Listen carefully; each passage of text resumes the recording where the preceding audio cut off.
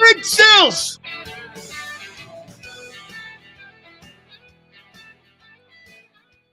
Not a chance in hell the Eagles win this game Sunday. Not a chance in hell. Not a chance in hell. No way. No way. Too many obstacles. I'm going to say it. No way. No way. I'll bury Friday's lead. No way. Too many people out. Too many question marks. You want to hear a stat? In the last 15 years, the worst point differential football team that was 10-1 is the 2023 Philadelphia Eagles. That, to me, is not that important.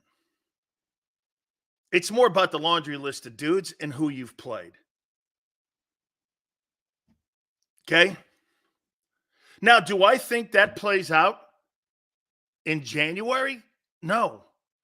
There's too many things going well for the 49ers and, for that matter, the Cowboys. They're going to be a more rested group of guys. Listen, you want to hear this? Do I think they're better teams than you? No. But there's no way you're winning that game Sunday. There's just no way. Now, I'm going to make a case for it here in a minute. By the way, here's some more potentially bad news for you. Not a chance in hell Jalen Hurts wins the MVP. Today confirmed it. It just confirmed it. How in the world is Dak Prescott the NFC Offensive Player of the Month when you don't take into account that Jalen Hurts has beat Dak, Mahomes, and Allen in the month of November? How are you not going with that versus Dak's shitty numbers versus shitty teams? Most important logic, Lawson pushed a fan. The media instantly started speculating N-word. Then he says life-threatening remark and found out he's lying. We are owed an apology. Of course he's trying to cover his ass. Hey, Philadelphia sports fans don't have to use the N-word to get under your skin. That's for places like New York and LA. Do you get that? You're not going to hear that word at the link. You're going to hear that word in LA and New York. Not in Buffalo, Boston, maybe Boston, but not in Philly. You're not going to hear that. Dude, how does Jalen Hurts not get the player of the month? Don't you see it? Name me a better player in the month in the NFC than Jalen Hurts. How is that? What is your metric? Numbers? What's your metric that makes Dak a player of the month over Jalen? Man, they do not want that guy to be the most valuable player. They're going to do everything in their power, like I told you. Hey, I think Jalen Hurts is the player of the month. I think he's the player of the month, and it's not close. When we beat the Niners, we want the Eagles chant. You'll get it. I don't think this thing's a slam dunk Niners win. And I'm gonna get to this here in a minute. Jalen Hurts is the player of the month in the NFC. Does anybody debate that? Oh, wait, the NFL does. Dak Prescott has more people as Pied Pipers for him to win that award. Jalen has nobody but the Eagle fans and, quite frankly, the Eagle media tooting his horn. The rest of it is for other guys. Jalen Hurts can't win that award. Now I know what Joel Embiid was barking about. There's really something about that. Hey, Because it matters that he's the player of the month, Dak. Because you know why? No matter what Jalen does or beats, it doesn't matter. No matter what his record is, it doesn't matter. He's on a loaded team. He's in a shitty NFC. They're going to come up with everything. It's unfortunate. The right guy who should be being put. I watched more conversation today on who should be the MVP, and I didn't see one of them with Jalen Hurts in it. How is Dak Prescott the player? What did Dak Prescott do this month that made you go, wow, that guy's the player of the month? Come up short at the goal line, step out of bounds in Philly? Well, what exactly did he do? Engineer two come from behind drives like Hurts? Beating Mahomes? Get this, beating Mahomes and Allen in a 7-day span is not good enough for the player of the month? I don't know what the metric is. I do not know what the metric is. I don't know what the MVP is. But it's not Jalen Hurts. Hey, let's have a conversation in reality. Is that guy the player of the month? Is there any quarterback in the NFC that played better than him this month? No. Because he had the most significant wins, had the most significant moments. They're not even looking at that. They're not even looking at that. That's a shame. That's a shame, man. And you know what? Maybe that's part of the whole thing that fuels you guys too. Okay? Skip respects Jalen, but it's all about Dak. Dude, it's a 3-hour show it's a Dallas Cowboy weekly pregame show. Undisputed. Man. I saw the news about Zach Ertz being released. Would the Eagles bring him back? What's more of a pressing need, tight end right now or linebackers? If you have to fill a roster spot, are you going to knock Quez off and put him on the practice squad? I mean, you're going to have to do some things here in a second here. Now, let me ask you something before we get into the topics. What team needs this game more on Sunday? I think the Eagles do.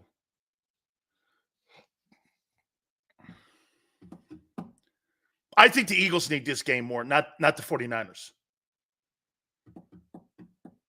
Because there'll be a new list of excuses why the Eagles suck next week.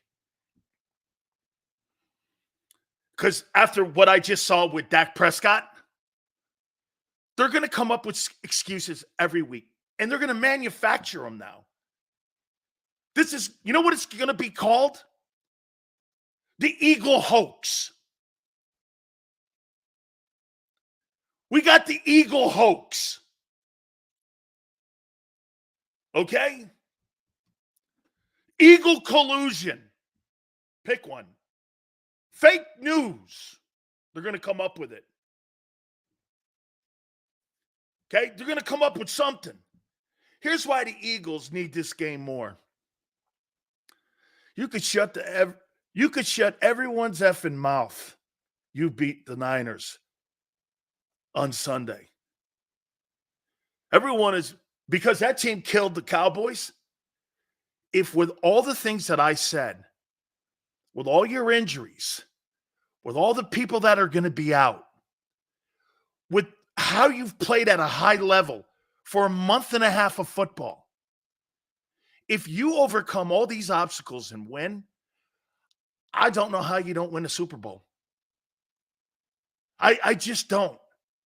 Because it will be unbelievable. If you win that game Sunday, it'll be one of the most incredible runs I've ever seen in a regular season with all the obstacles, new coordinators, injuries, a suspect secondary. It would be insane. You know why I'm picking the Niners? Because I can't believe what you're doing. Niners need it more for playoff run. I don't give a fuck about the Niners. I'm talking about the naysayers.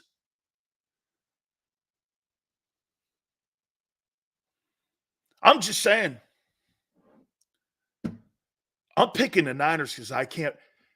I hope you kind of get where I'm coming from here. I have so much respect for what you're doing that I can't believe what you're doing. I can't believe it. You can't beat that team on Sunday. There's no way you beat that team on Sunday. I wouldn't doubt if the Niners beat you by 10. You can't win that game Sunday. No way on the planet can that team do it again. No way. This isn't Georgia. This isn't Alabama. This is the NFL. This is not supposed to be happening.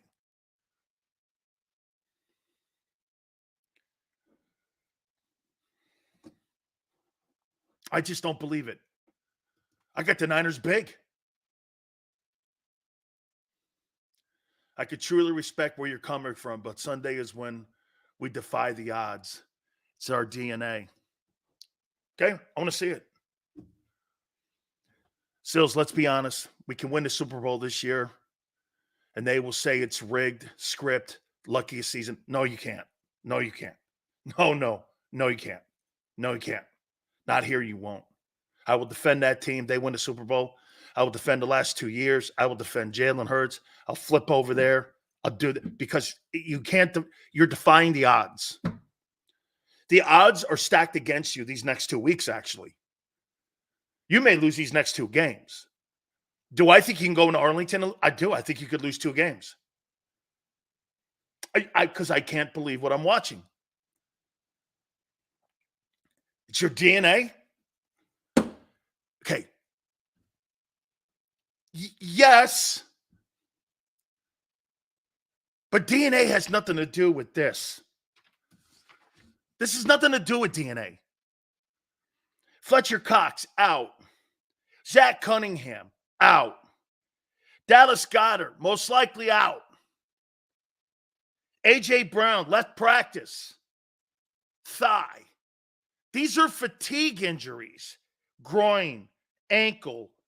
The forearm's not. Jordan Davis, hamstring, fatigue. Left practice. Lane Johnson, groin, fatigue. Left practice.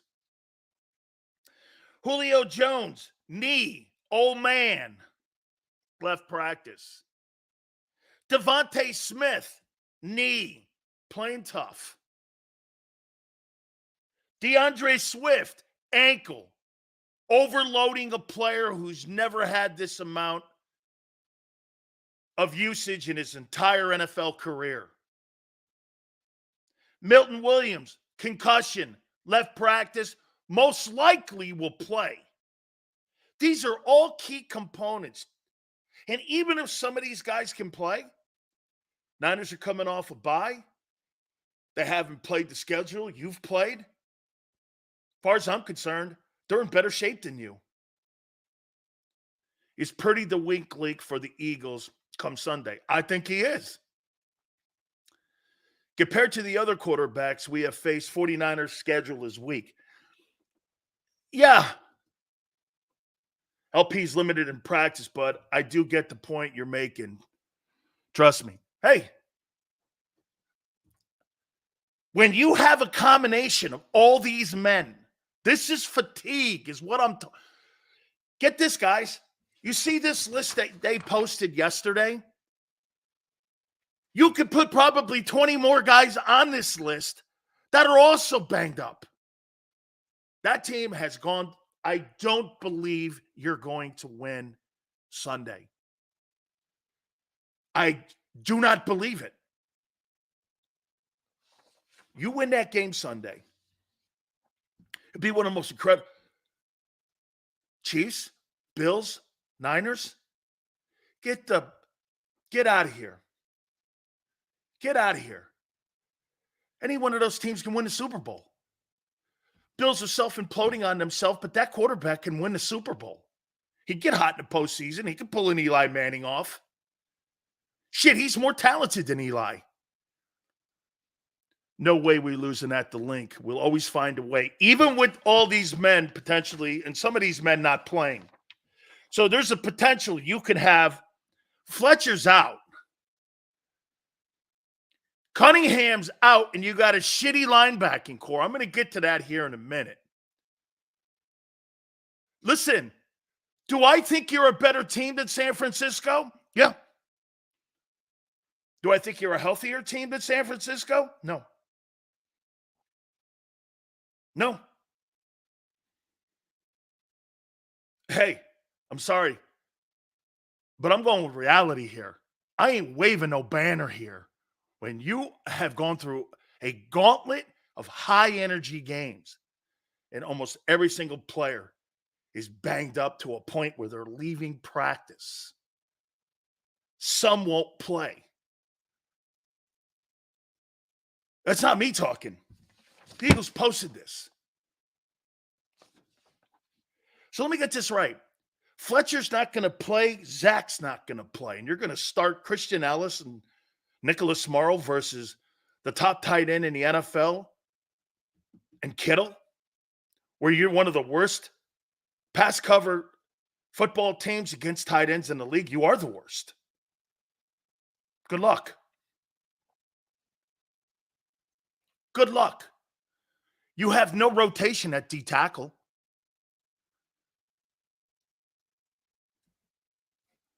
Those guys are going to have to play 70 plays. Again. 75, 95, 75. 3 games. 3 games. You're going to play in a 14-day period. Pretty solid. One thing I'll say, what you're saying should be accounted for. I have no doubt of that. But what you're also doing is adding to the legend, correct? If they pull this out, Tone, that's the point. Yes, yes, yes, and yes. I don't believe it. Yes, it'll be iconic, not legendary. And then you win the Super Bowl, the whole thing will be, you'll go down as one of the greatest football teams since the Cowboys, the Bears, Steelers, Dolphins. I don't believe it. I do not believe you're that good.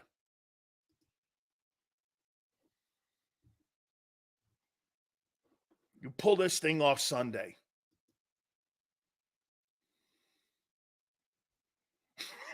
Tone goes, I love the way you started this show, and I'm ready to lift some weights. I don't believe it. 5-star says it can be done. I've never seen it. I hope you understand that I'm giving you respect. Do I think in January San Francisco has a better roster than you when you get all your pieces? No. No. This week, do I think you're better than San Francisco? Not a chance.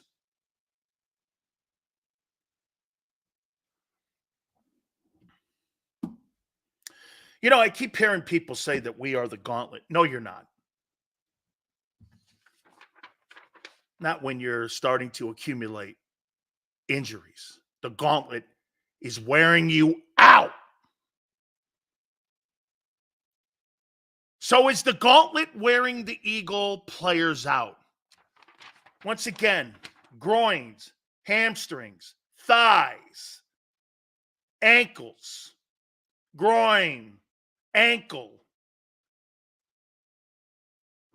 When you have players that are listed on this list, not even Jalen Hurts, and he's been banged up all year.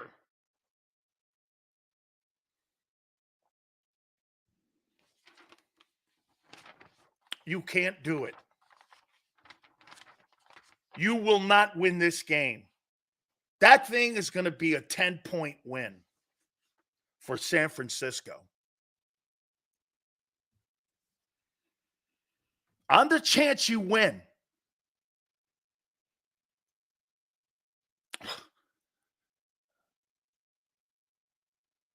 how does Dak Prescott win the Player of the Month? You will open everyone's eyes Monday morning in the media. Damn, they did it. Then you know the next thing's going to be team peaked too soon. Teams don't peak too soon when you're 10-1 in consecutive years. That's knowing how to get it done. That's not peaking too soon.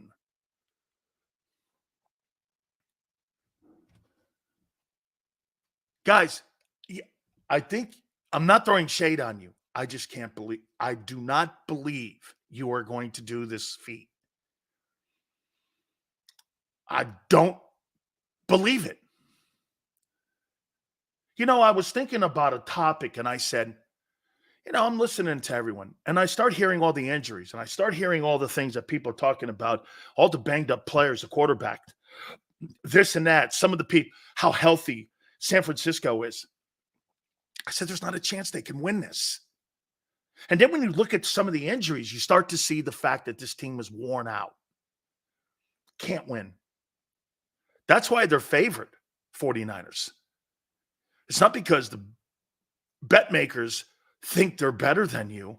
They think they're in better shape than you right now. Don't you see that? I guarantee you, come January, that point spread will be different if you're healthy. Even the people who put all the money on the game and who the NFL sets up the injury report for every Thursday doesn't believe you can do it. The money doesn't believe you can do it. The media doesn't believe you can do it. I don't believe you can do it.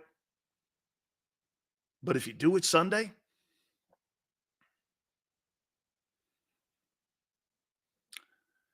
there's nothing left to say except you got to get it in Las Vegas.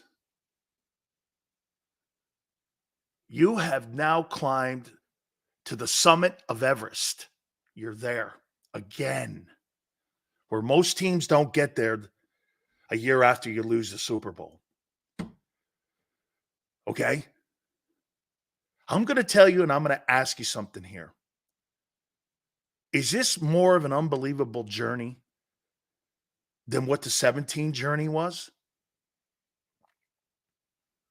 You see, the 17 journey to me, going back and reading, I think it just popped up on you. Holy shit, we're in the NFC title game.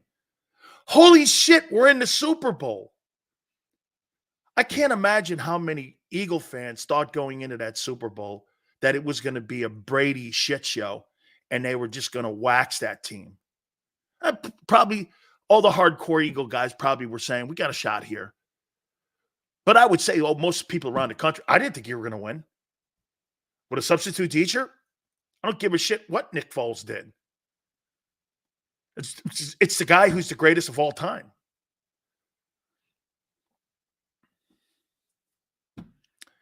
Hey, guys, that's right, Maniac. I'm not hating. I don't believe it. It's not hating. I cannot believe you'll do it. No way. No way. 28-10, 49ers. I'll give you the score, 28-10, 49ers, Sunday. Like I said, though, if you happen to win that thing,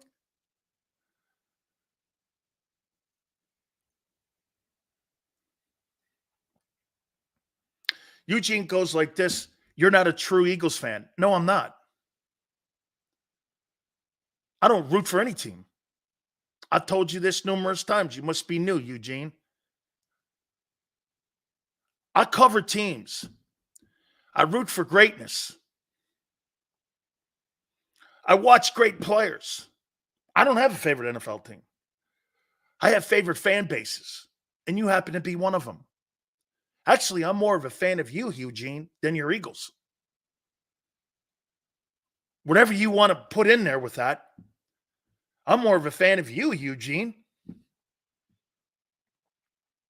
Marlon goes and laughs at 28-10. So you think with the group of people that are going to be out on Sunday, you're going to beat a rested 49er team.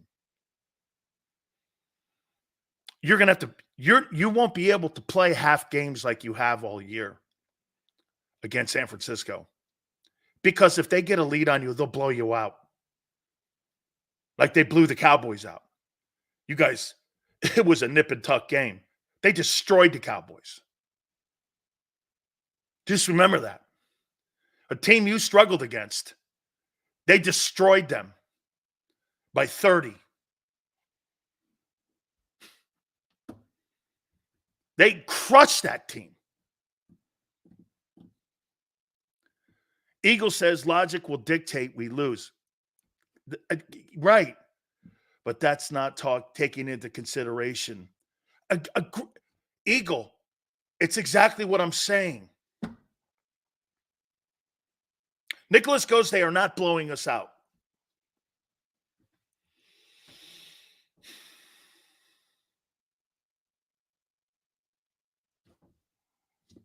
Let's get to the topics.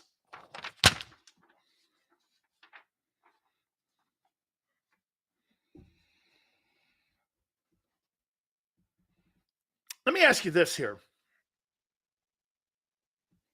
Could Howie Roseman have single-handedly cost the Philadelphia Eagles a Super Bowl? And most notably, this game on Sunday. Let's take a look at that. At the beginning of the season, and Tone was there with me a little bit, I told you, it'll be a catastrophe if you give Nakobe Dean the starting assignment for the Mike linebacker position. He won't make the year. He's not ready for the job. So the Eagles don't go out and make any moves whatsoever, really.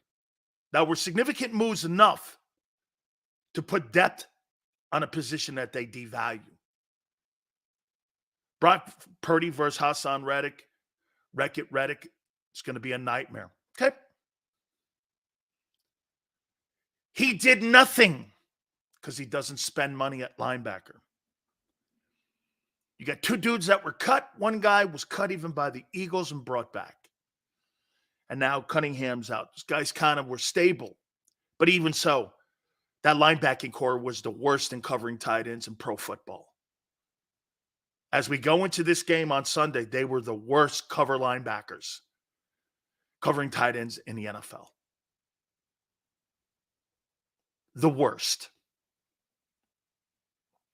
Third down, you're the worst. That's linebacker play. Now, you have to hope for Shaq Leonard to make a decision that he plays. I think the Eagles are desperate for a position guy at linebacker right now. Zach Ertz, they need Shaq Leonard more than they need Zach Ertz. And get this, you know why he sat out this week? To increase his value. Because when you lose Sunday, and you will lose Sunday, they'll sign him Monday. Smart by his agent. Same with the Cowboys. The Cowboys lose tonight to Seattle. It's a smart move by the agent. Who's going to be more desperate, Dallas or Philly come Monday? You can't begrudge the player for making a business decision, right? He's going to go with the more desperate team. Is it the Cowboys or will it be the Eagles? You're losing Sunday. Cowboys could lose tonight. Because if you can lose Arizona, the Dallas Cowboys can lose. And you see, the difference between Dallas tonight and the Eagles Sunday, I only say it because you're worn out, you got a ton of players banged up, and you're playing a fresh Niner team.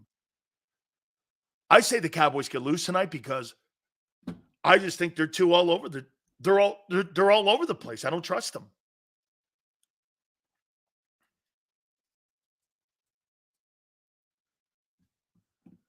Oh, okay. Hey, so don't shit on Shaq Leonard because Shaq Leonard wants to get the most money he possibly can for his family. And you don't like it that he thinks he should be some sort of like good dude to the Philadelphia Eagles. Why? Why would he do that? Why would he take $2 million less or $1.5 million less when he knows he's one of those teams is going to pay him because one of those teams is going to get desperate? Tell you what, you lose to the 49ers, you still got Dallas because if you lose to Dallas, then the tiebreaker starts coming in and you're both with the same record in the NFC East. And that if you lose Sunday, you do understand that game next week against Dallas is for first place in the NFC East. You get that, right? And then home field's on the line. Oh, we're going to win. Okay. You're not winning Sunday. That Cowboy game's going to be for first place in the NFC East. Now, do I trust Dallas to win tonight? No. Howie Roseman and the decision-making process of building your roster is going to haunt you Sunday because of your shitty linebackers. Jet sweeps with Debo. Who's bringing Debo down? One of the Christian Ellis? Christian Ellis will be chasing the entire night. You better put Kevin Byard on him because you don't have a linebacker that can cover him.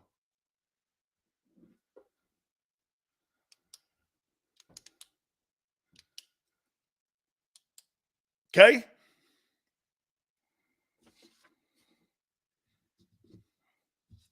What'd you think I was going to do? Sit here with all the deficiencies on your team going into this game and tell you you're going to beat them? Not happening. It's the NFL. But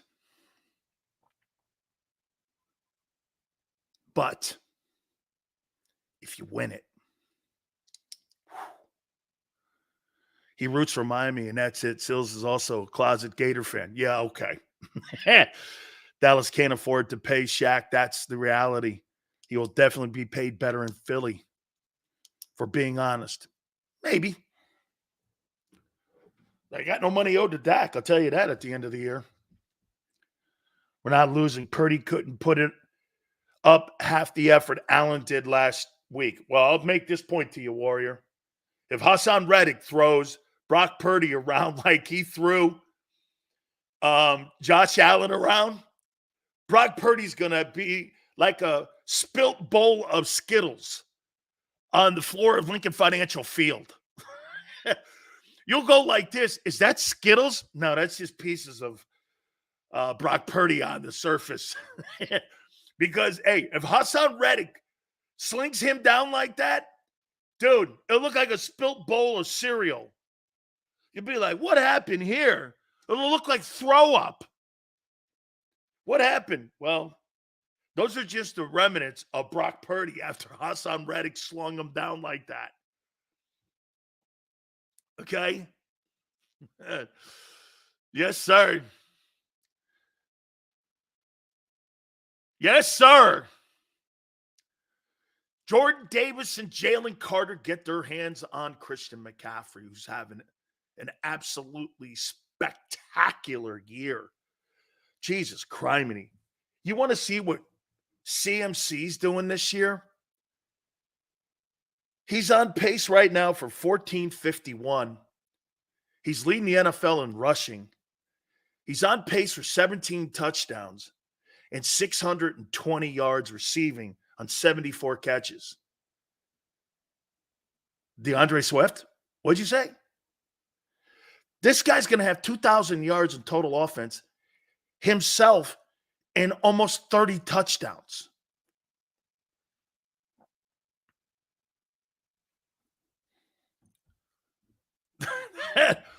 You heard me right.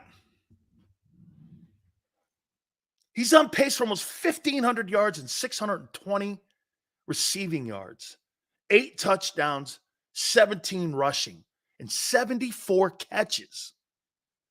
So you got to deal with Kittle, Samuel, and Ayuk, and McCaffrey. With that collection of linebackers, you better get home. You better get home. If you don't get home, wow. Hey, there's more talent in San Francisco than there was in Buffalo. They don't rely on the quarterback to win games. They rely on the talent around the quarterback to win games. There lies the difference. That quarterback is he's like the one-man band out front of Wells Fargo. You know, the guy with the tambourine and hitting the drums? That's who Josh Allen is. Do you know who Brock Purdy is? He's like he's like a maestro. I need a little more drums. I need a little more McCaffrey. I need a little more Kittle. I need a little more Ayuk. I need a little more Samuel. I need a little more. He's more of a guy that orchestrates. He orchestrates Kyle Shanahan's offense. Okay? He's on the triangle. He's on that little harpsichord thing. Is that what you're saying he is? Okay. Doesn't have respect for him. All right. We'll see what he does. Gets that vaunted defense. Tired defense. Worn out defense. Let me see. Let me do that again. 75. 95. That's 170 plays. So you got to figure 60 plays is normal. Holy shit. You played an additional game. You played 3 games in 2 in the last 7 days. Damn. No, you be ready. I say we run a minimum of 15 brotherly shoves against the Niners. Just have a whole, hey, okay, Warrior. 15 brotherly shoves. He played 170 plays. Average plays that NFL teams run around 60, 62 plays. You played an additional game, basically, on defense. And they're rested, and they were sitting in the sun, and they were tanning and hitting golf balls. And they're going to roll into the link, and you guys are going to be dragging your ass into the link. You can't win. You can't win Sunday. You can't win. I don't freaking believe it. By the way, Hargrave's got 6 sacks. I'd rather have Carter too. So let me get this right. 11 games, 14 games. That's 25 games. Last year he had 11. He's got 6.5 now. So you're trying to tell me Javon Hargrave's got 17.5 sacks in the last 25 games? That's not bad, my friends. That's not bad. You can say whatever you want about him. 17.5 sacks in 25 ball games ain't bad. So let me ask you this. If the Eagles have any hope of winning this game, see how slick he is? He ain't slick, though. What do they need to do? What's your game plan, Big Sills? I think you got to ugly this game up as much as you possibly can. You got to make this thing and put it into Jalen's hands in the fourth quarter. Get it to the fourth. I think you're limited in this game. I think you're tired. You're banged up. And I don't think you can run with them. I think you got to ugly this thing up. I hope the rains are so incredible. I hope the elements are so amazingly awful for them. And you got to knock one of them guys out. I think you got to take one of them dudes out because I don't think Purdy can win a game if all the spark plugs are not in the engine. I think Jalen can. But will you have enough gas in the end? I don't believe you will have it. But right, big picking, you got to make it a fight. The Eagles are best at making games fights. Like you fought Buffalo. At the end, you fought the Chiefs. And you were tougher. Clearly. Clearly. By the way, I want to say this one more time to you. Do I think San Francisco's a better team than you? No. No. But they're going to beat you. Like next Tuesday, will I put them as my top team in the NFL? No.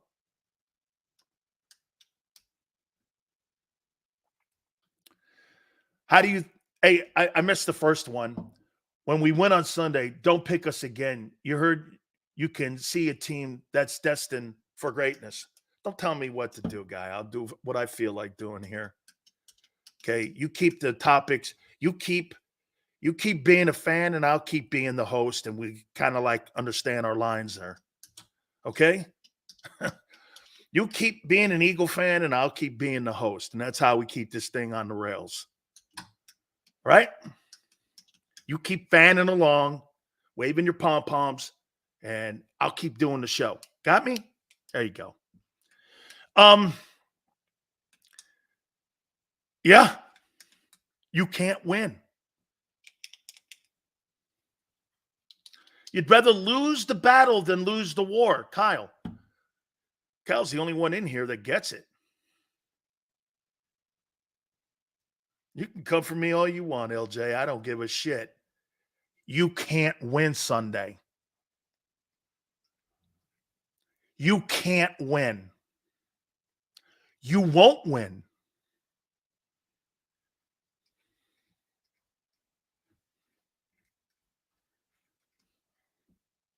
Shit. You can't even win an MVP award with a guy who's totally I would almost make the point now. Can we make the point now? Hey, can I make the point now?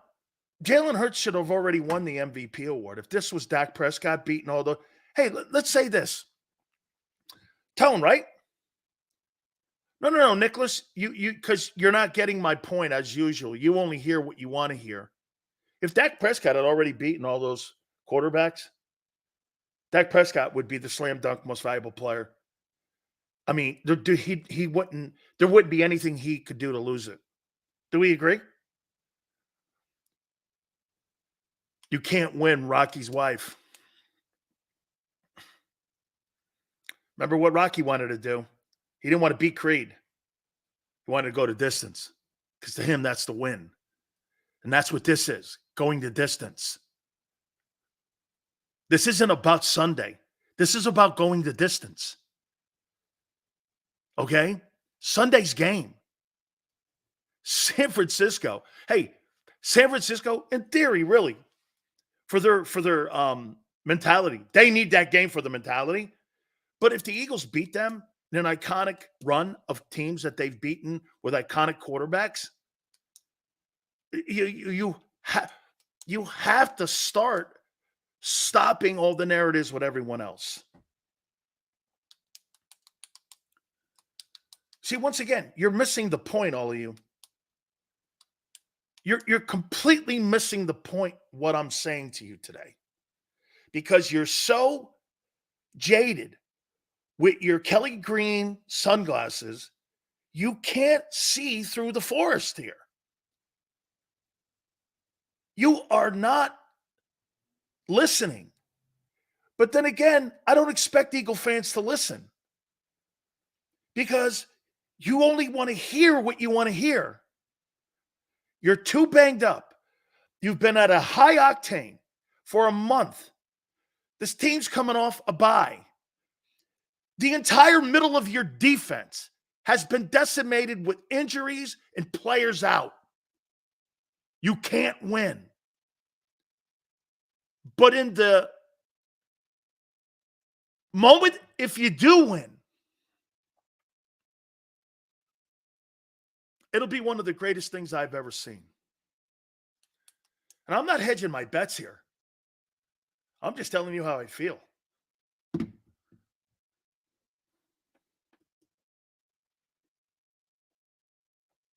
Tone goes, I know exactly what you're saying. Trust me.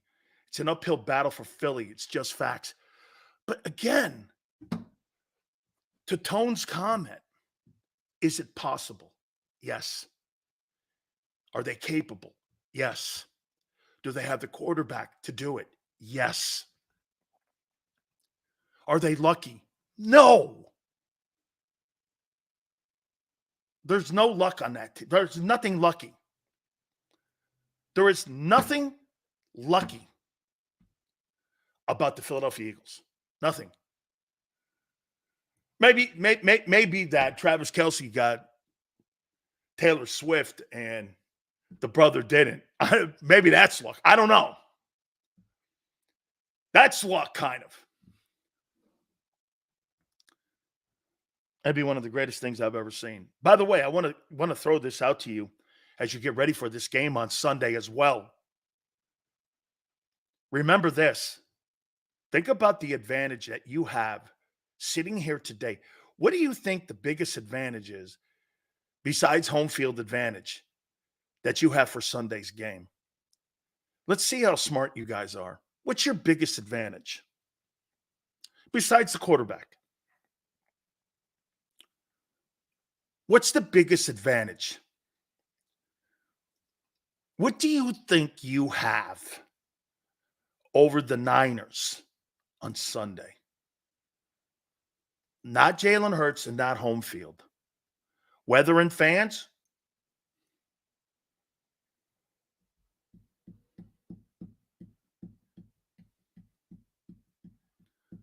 Can you imagine? Heart? How would you like to know that your biggest advantage is that you start every freaking series 1st and 9? In a game of inches, ask the Cowboys. You start every series 1st and 9. You have an automatic field position advantage every time the Eagles start an offensive series 1st and 9 because of the brotherly shove. Think of that. Most teams start 1st and 10. You start 1st and 9. What an absolute psychological, philosophical advantage that is over every team you get on the field with. You start every series 1st and 9. The 49ers are going to start their series 1st and 10. What does that mean? Well, you add that up, like somebody said 10 times. Those 10 yards may be the difference in the ball game on Sunday night. They were the difference in the Cowboy game, and they were the difference in the Buffalo Bills game. You think 10 yards was the difference on that kick or on a first down or on a catch? Wouldn't you agree? 10 yards to the Bills side could have been the difference in that game. Chiefs, Cowboys.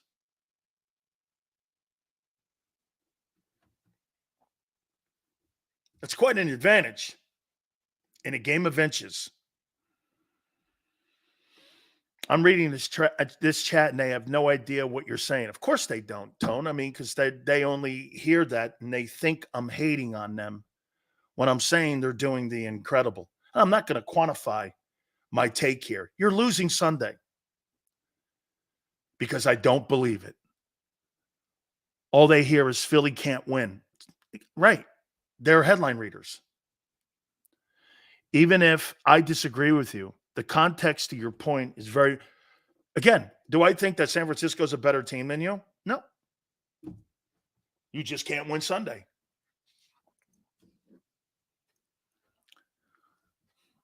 You can't. By the way, I think Howie Roseman did an absolutely poor-ass job at building that defense this year outside of Jalen Carter. Poor-ass job. That defense has not been put together to a point where it's good enough to win a Super Bowl. Still to this moment. It's just not good enough. But because your offense and you have some stars on defense like Carter, Davis has played well. Let me tell you something. If Jordan Davis doesn't play to the level he's playing at right now, you only have Jalen Carter in there. That won't be good enough. Ask the Rams with Aaron Donald. Hassan Reddick has picked his game up. Here's the stars you have on defense. Josh Sweat, Jordan Davis, Jalen Carter, Hassan Reddick. The rest of them, you could change any one of them guys out. Mike Shanahan and Gary Kubiak not letting kids loose. Not sure what that means. I'm wrong all the time? Like what, Nakobe Dean? You making it to the Super Bowl last year? Jalen Wynn throw for 4,000 yards? What was I wrong about? BG's not a star. BG was a star. Can it is much different than won't I see what you Q. I think where we're going there with what you're saying is, listen, I'm telling you from my seat, I don't believe you can get it done on Sunday with the condition that the team is in right now. Okay?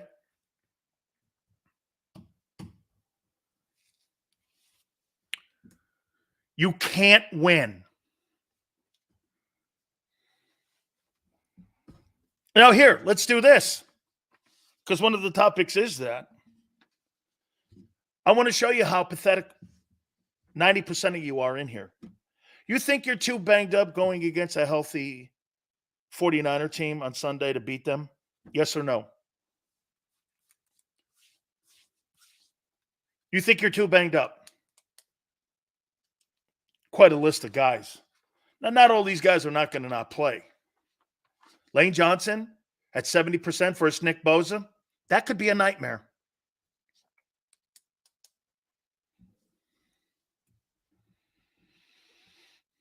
Nope. Absolutely not. Nope. Nope. Nope.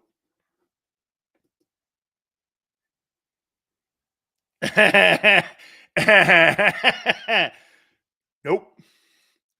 Tone said he can't wait for the segment. Nope. That's right. San Francisco has no excuses, Devin. I feel like Dan is saying if we win, we don't win. No. The team is banged up. Everyone waiting for us to fail to say, told you so. No, not me. Warrior, do you think I will put the San Francisco 49ers, if you lose 27-25 with all your guys out, do you actually really believe that I would put the 49ers ahead of you as the best team in the league, even after a loss? You think this is college football? No. San Francisco can't do anything on Sunday for me to change my opinion you're the best team in the league. They can't, unless they blow you out. Then it's a different conversation. Do you understand? You still don't get it. Man, some of you still don't get it. What I'm saying. Hey, LJ, you can insult me all you want for having an opinion. That's your right. It's all good. Okay? 30D, no. 3:30 Eastern. That's why it's scheduled that way. Seals actually would love for the Eagles to win because it would be something I've never seen. I told you I root for greatness. They win that game Sunday, I promise you. I'll be speechless. It could just be 4 hours of me not saying a word. It's not anything to do with believing in Jalen Hurts. Tom Brady loses games. Tom Brady went into games against the Colts and lost because they had injuries to numerous. It happens. You talk with a forked tongue? If that means truth, thank you.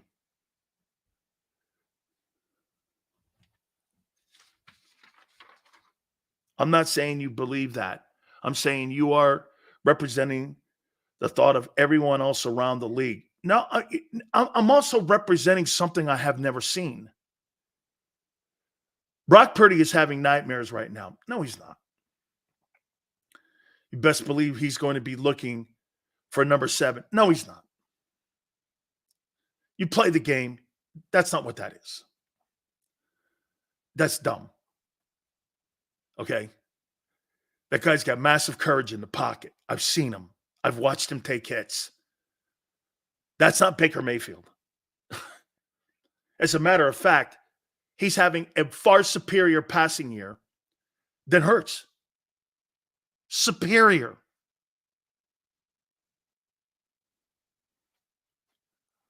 Hey, and by the way, some of you will go, look who he's played. It didn't matter this month for Dak, did it?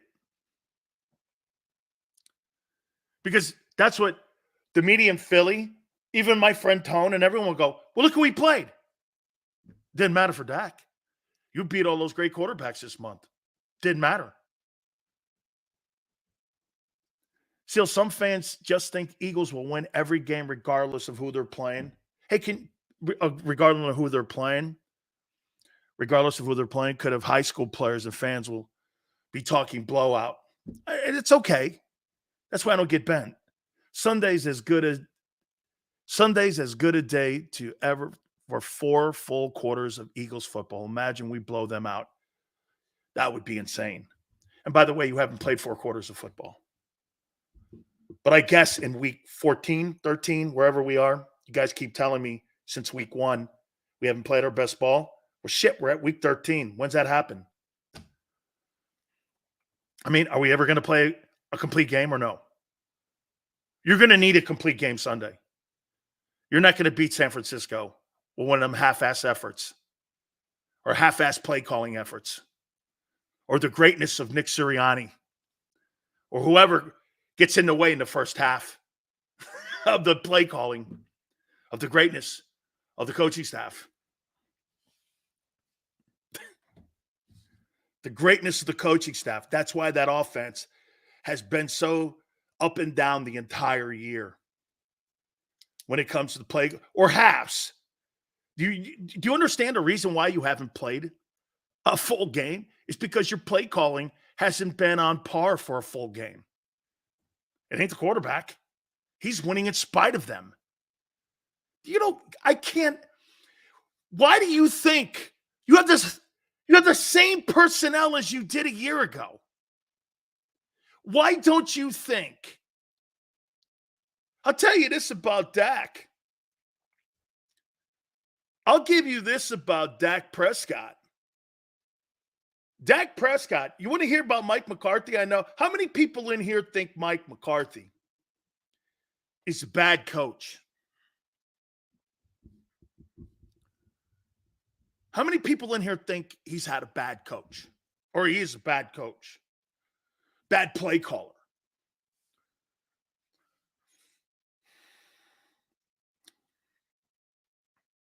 How many people think he's a bad play caller? Mike McCarthy. Well, I think this would probably shock you.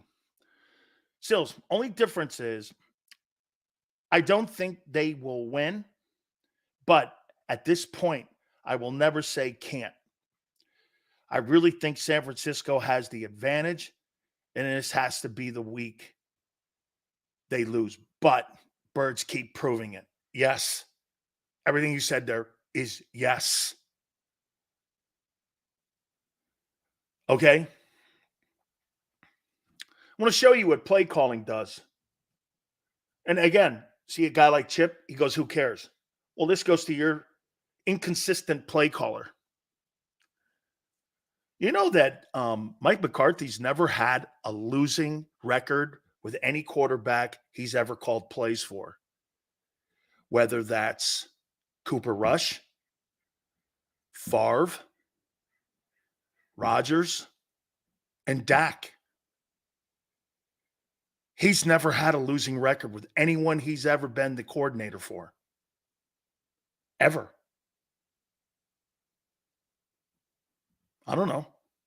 And actually, Dak is in the conversation for the MVP this year. He can't be doing that bad.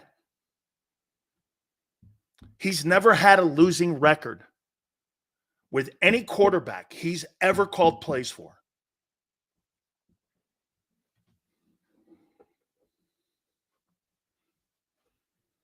The only way to stop San Francisco is to stop Debo. I don't think it's Debo. Vicious pass rush and mass protection from our O-line. Steve-O, I think it's McCaffrey. I think he's the fuel that runs that entire offense. McCarthy makes bad decisions. You mean like Andy Reid when he was in Philly? Like that?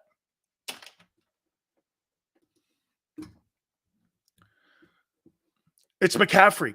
I gave you the stats. McCaffrey's on pace right now for 1451. Niners generations of coaching experience added for this. Well, Kyle Shanahan's got to win a game too that matters. A lot of shit talking. A lot of shit talking over there in San Francisco all year. Like they're seeing, remember at the beginning of the year what he said? I'd like to have seen what we could have done if we would have. Hey, dude, that's not how football's played. That's an if. 1451, 17 touchdowns rushing is what McCaffrey's on pace for. Oh, and the 74 catches. And 620 yards. He's on pace for 2,000 total yards from scrimmage for Christian McCaffrey. You don't have one guy in your offense except your quarterback. Can you imagine this? You're going to get 5,000 or 4,500 passing yards from your quarterback, and you're going to get 2,000 total yards from your running back. I missed that last super chat. Tone, can you put that up there too, please? Think about that. And then the wide receiving core. Those guys are going to be on pace for all that. Wait, I thought Rodgers' first season, he was 4-12. He has never had a losing record. For the time he coached Aaron Rodgers, he was 98-50. Okay, it was like 98-48. He's never had a losing record with anybody he's ever coached and called plays for. Wait, he's 98-48.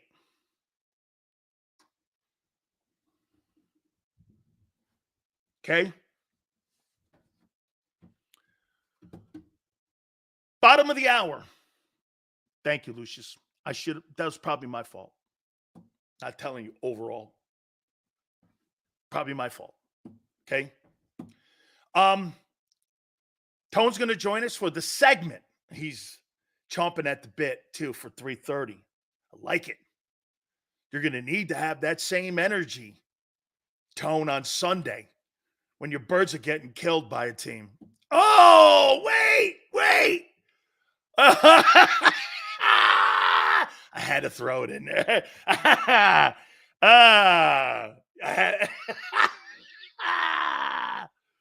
Oh, yes, sir. Hey, guys, don't forget to, Tone's going to throw out a code word for the next couple hours, I think, for you to get a chance to win yourself some gift certificates from our friends at Hooters. Give us your information. You saw the code word. Email us at dansileoshow@gmail.com. And on a football Monday, maybe I don't believe you beat them, but maybe an Eagle win on Monday, on a football Monday. Some lucky winner can end up winning themselves some great gear and also some wonderful gift certificates from our friends at Hooters. And this happy Wingsgiving, we're almost coming to the end right here. Coors Light drafts, $2.99, 25 cents goes to local charities all the way from Rhode Island, all the way through Jersey, down to King of Prussia. The 2024 calendars are out. 9 of the girls are featured in the calendar. Got $100 in gift certificates that are inside the calendar. NortheastTutors.com. That's NortheastTutors.com. Seafood Sundays, half price, snow crab. Buffalo shrimp, Wing Wednesdays, 1983, all you can eat, kidsy for free also on Saturdays. Love Military Mondays for our great men and women who serve this country. NortheastTutors.com. That's NortheastTutors.com. And when you roll in, do me a favor, tell them Big Sil sent you.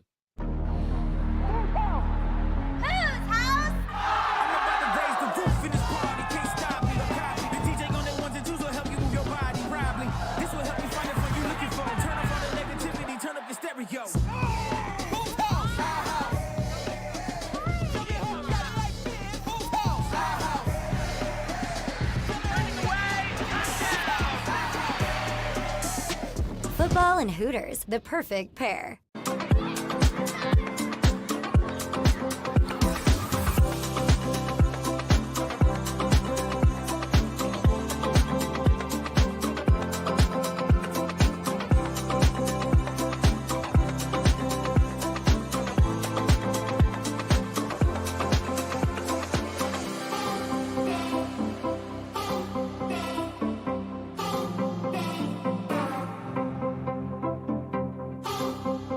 If you own a company and you're not producing a podcast, you're missing out. The public consumes messaging when they're ready. Join the professional podcast network of companies and let JAKIB Media Partners put you in the podcast arena. Come to our professional studio or we'll come to your place of business and professionally produce your company podcast. Call JAKIB Media right now at 267-261-3428. 267-261-3428.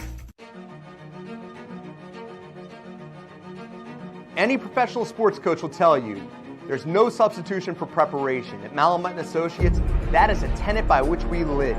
We prepare from day one for victory. Anything less is not acceptable. Underdog Fantasy has a way for you to play alongside your favorite football team all season long with their Fantasy Pick'em game. You pick between 2 to 5 players, select whether they'll go higher or lower on one of their stats, then do what you usually do on a Sunday, watch the games. You can win up to 20 times your money in a single game by going 5 for 5. It's a fantasy game, and the Sports Betting Show wants you to get involved. Go to UnderdogFantasy.com. When you sign up, use the promo code WIN, and Underdog will double your first deposit up to $100. That's UnderdogFantasy.com. Use the promo code WIN.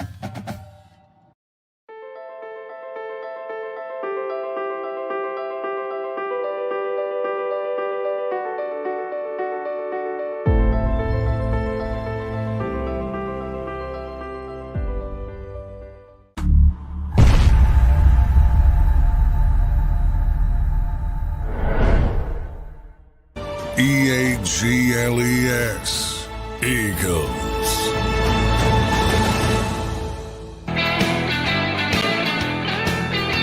I would even make this point for you that Dallas and San Francisco the next 2 weeks to beat you because they're in better shape. How is a 10-1 team now an underdog by 3 at home? You think that people in Vegas build castles and build the Vegas Strip on losing? Have you ever been to Vegas? That's not what they do there. Okay? They don't go to they're not there to try to make you win. They're there to break you. Yeah, but what's the point spread? Well, the NFL, there's a reason that there's an injury report put out on Thursdays. What, for fans? What the hell do the fans need to know for? You put an injury report out for the gamblers. It's the only reason you put it out. Who else are you putting it out for?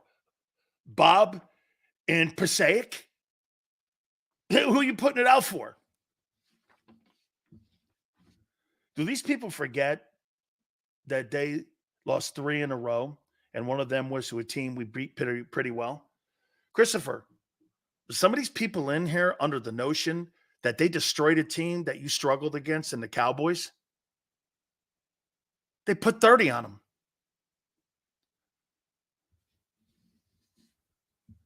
They put 30 on the Cowboys.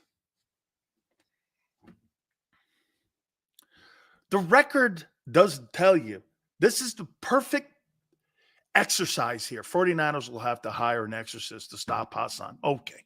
Yeah, all right. Hey, this is exactly what I talk about. Your record has nothing to do with Sunday. It's the condition your team's in. You're 10-1 limping in. They got 3 losses, and they're healthy as they've been all year. You've played 3 games inside of, let's see, 7, 8, 9, 10, 11 days. You played 3 games in 11 days. That's not going to wear on you. Let's see. Fatigue injuries. You ever had them? I have. Groin, thigh, hamstring, groin, ankle, concussion, knee. The only one on here that's not a fatigue injury is Dallas Goedert's forearm injury.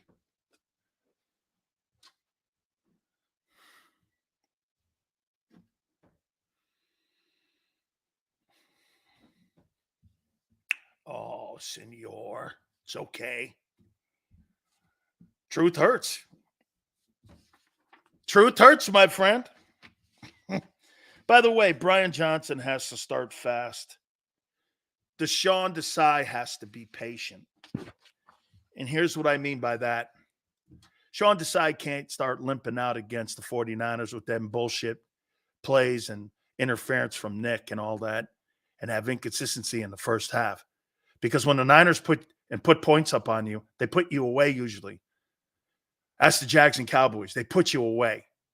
Okay? They're healthy. Ufanga is out for the season. Their DE is injured. And also, okay, Christopher, you're missing the entire point. You have horrific linebackers. You have a horrific pass defense. And you have no one to cover them. This isn't Buffalo. They've got 6 guys you have to deal with. Your boy Shanahan owned 36. I just said you can't be slow out of the gate against San Francisco. Did you not hear me, LJ?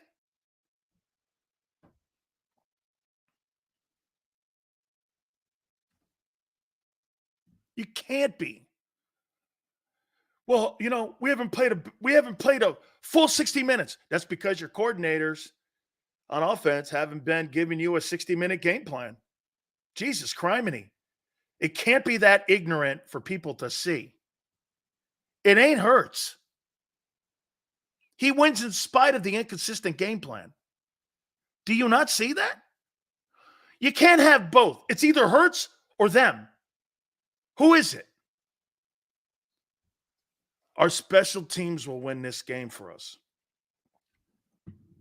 Maybe.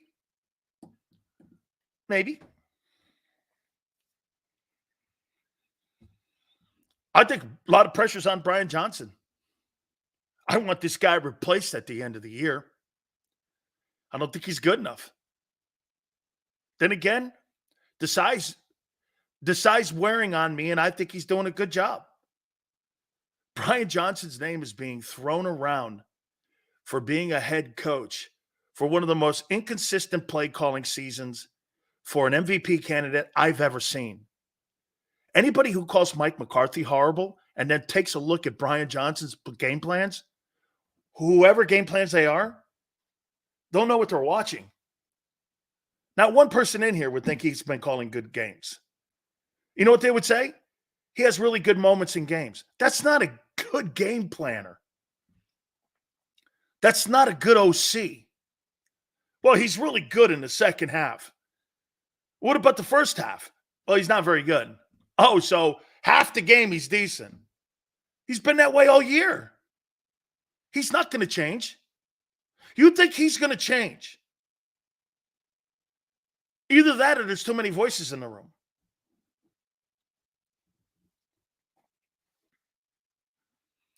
You know what? It's funny. People keep throwing that 10-1 up. Don't lose these next two, because if you lose the game on Sunday, next Sunday's game against the Cowboys is for the NFC East and the lead in the East. With respect, you don't know gambling. The lines are, sorry, dude, they're going fast. Okay. You're 10-1 and you're an underdog at home. Should always open up like that. Here we go, baby. Brian Johnson's got a lot to prove Sunday. I think he's under as much pressure as... See, Nick's not a factor, because unless Nick gets in the way somewhere. But he's not really a factor in the game planning. Or in the first half, we'll see. We'll see how that goes. If they get out to a slow start, have one 10-play drive, and then the rest of that first half goes to shit, they're going to get killed. Okay? It's the best team in the league next to you. You know what? You know what? You could make the argument this is the Super Bowl. This is like an in-season NBA tournament.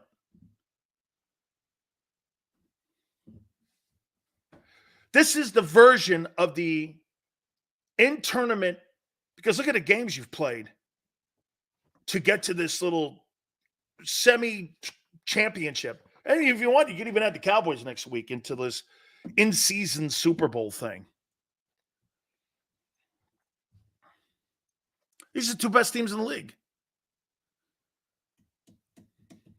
You can't win. Oh, man. Hey, get this too. And Kyle Shanahan is saying all the right things. I don't know how we're favored. I don't know what everything's going. Oh, now you want to start talking that way? At the beginning of the year, you were talking like those, seeing what we could do with our quarterback. But as we're hours away from Sunday, this dude's starting to do this. He's starting to walk off that plank a little bit, right? He's starting to backpedal on that plank. That's not a good sign. I want my general maintaining. I don't want him walking back off that plank. You talked shit early in the year, dude. I remember you talking shit. You said, I'd like to have seen what we would have done with our guy. And what was the other thing about, hey, man, we'll be coming off a bye or something like that, and Purdy will be healthy as we get into that game on Sunday? Wasn't there some kind of shit like that at the beginning of the year? Right? That's right, Crowley. He had all this high energy early. Hey, yeah, I wish we would have been able to keep our guy on the field. Shit, you couldn't even keep the second team guy on the field. Oh, yeah, and then all of a sudden now he's like, I don't know how would we favored. They do everything so well. I'm like, who's that talking? Is that the same shit talking coach that was at the beginning of the year who's now waffling on it? Holy shit.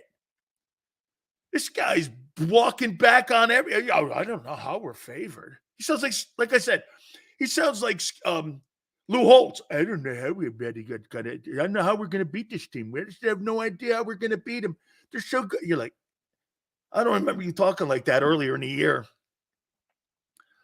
Who is the right tackle for the Whiners? Hassan Reddick will feast. 3 sacks. Book it. Yeah, Lane's going to go out there 60% against Nick Bosa.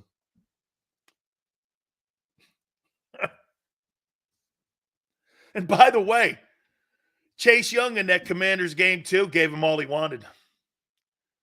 So you're going to have those two bookends rushing the passer, and you're going to have a guy with 6.5 sacks in the middle. This is going to be interesting because your offensive line has not been good this year in pass protection. It's not been. And your backs are horrific in pass protection. And Jalen's been sacked a ton of times this year.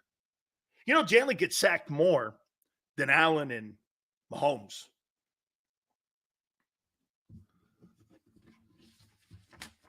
Gee, why?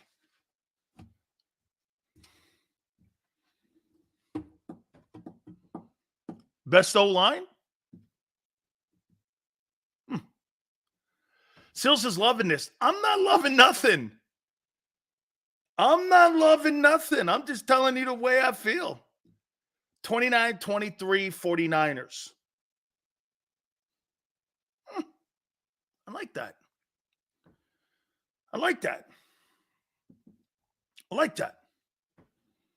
That sounds about right. Is Fletch playing? No. Bosa didn't do anything against Johnson, injured last year. Okay. All right. You guys had, you know what I love about the 31-7 game? You guys put up 263 yards in total offense, your worst output of the year. And because they were on short fields, because of turnovers with their shitty offense, because the quarterback was out, you make it sound like you blew them out. You didn't. Your lowest output, you didn't even have 270 yards in offense last year. We didn't need to. I know. They turned the ball over a ton of times. It's not an excuse. It's what the game was. It wasn't like you put 500 yards up on them. You didn't put 500 yards up on them. We get to 31 points. Absolutely. Total credit for it. You took advantage of all the mistakes not mistakes, all the football plays you made, you took full advantage of. That's football. I'm just telling you how the game played out.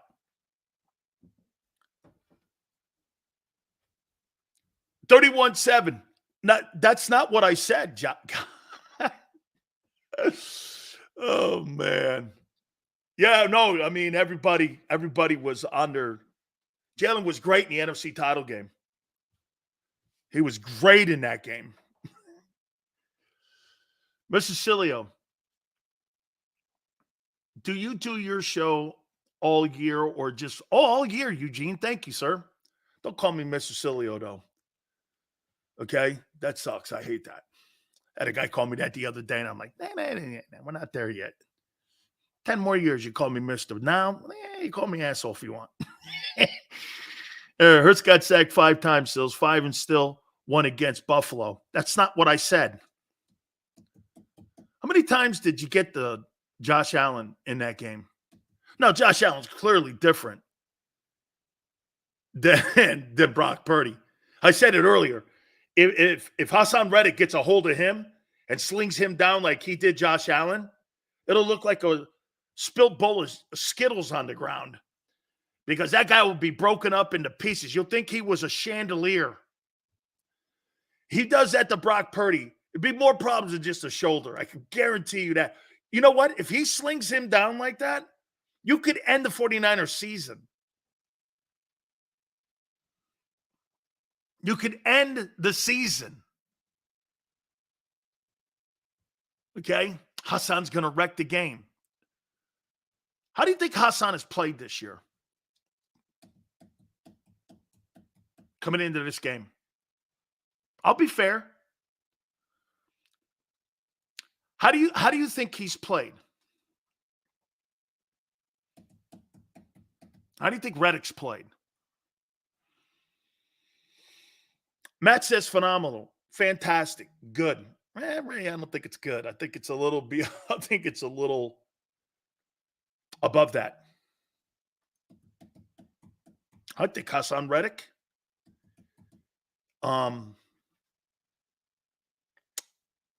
He's totally changed my opinion.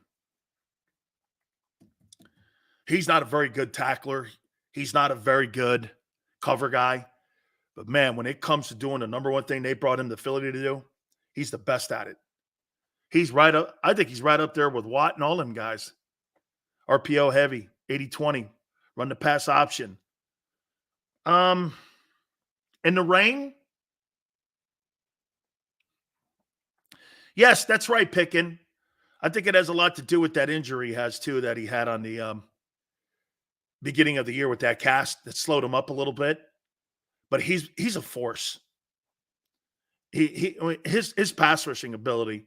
I'm trying to think of a guy in NFL history that wasn't really, maybe didn't Hugh play like him? Don't you guys think Hugh Douglas kind of played like him? Hugh wanted nothing to do with run stopping, and he wanted nothing to do with covering. Didn't he just want to rush the passer? Wasn't that like Hugh Douglas's deal? Isn't that kind of like Hugh? Okay, yeah, I know he's bigger, yeah, but didn't they kind of play the same kind of way? They just rushed the passer, right? Because, dude, you can talk to Hugh Douglas, man. He wanted nothing to do. He wanted Leonard Little, the old Ram, right? Trent Cole, more like Trent, maybe. More like Trent. He plays well in big games. I don't know if it's well. I would say exceptional in big games. Dude, he was a force in the playoffs. I'll tell you what, if I had to pick an MVP for all playoff games and combining Super Bowl, NFC title, divisional, Hassan Reddick was your MVP. How do we beat the 49ers in your opinion? Derek, I'll get to that. Somebody get Dan some wine with a mixture of hot dog, Christian McCaffrey, Chardonnay. McCaffrey will be the quarterback again. Boy, you're sure hoping. Lightning in a bottle twice when you're the team going in banged up. All right. So who's your tackles defensively? Davis and Carter. No Fletcher. I'm assuming Milton Williams is playing. And those two guys just went through a ton of snaps. You played 3 games in 11 days to this point. Okay. Your linebacker's out. Probably your best tackling linebacker. Now you got to put Christian Ellison against George Kittle. Yeah, really, please. I can't stop laughing on that one. George Kittle versus Christian Ellis. Then McCaffrey and Debo and Ayuk. When they kill that team Sunday. Hey, you should have just seen Tony. Just took a shot of whiskey. Yeah. I'm going to restate it here before we bring them on. You can't win Sunday. You can't. You won't. You're too hurt.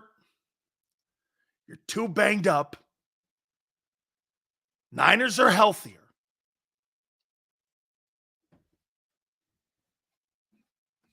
Segment with my friend Tone. We bring him in.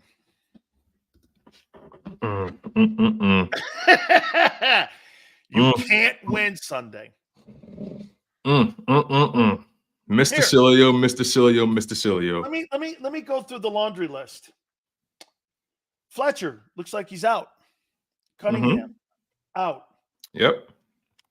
Goddard's probably going to play Dallas. Do we agree? Yes. Out.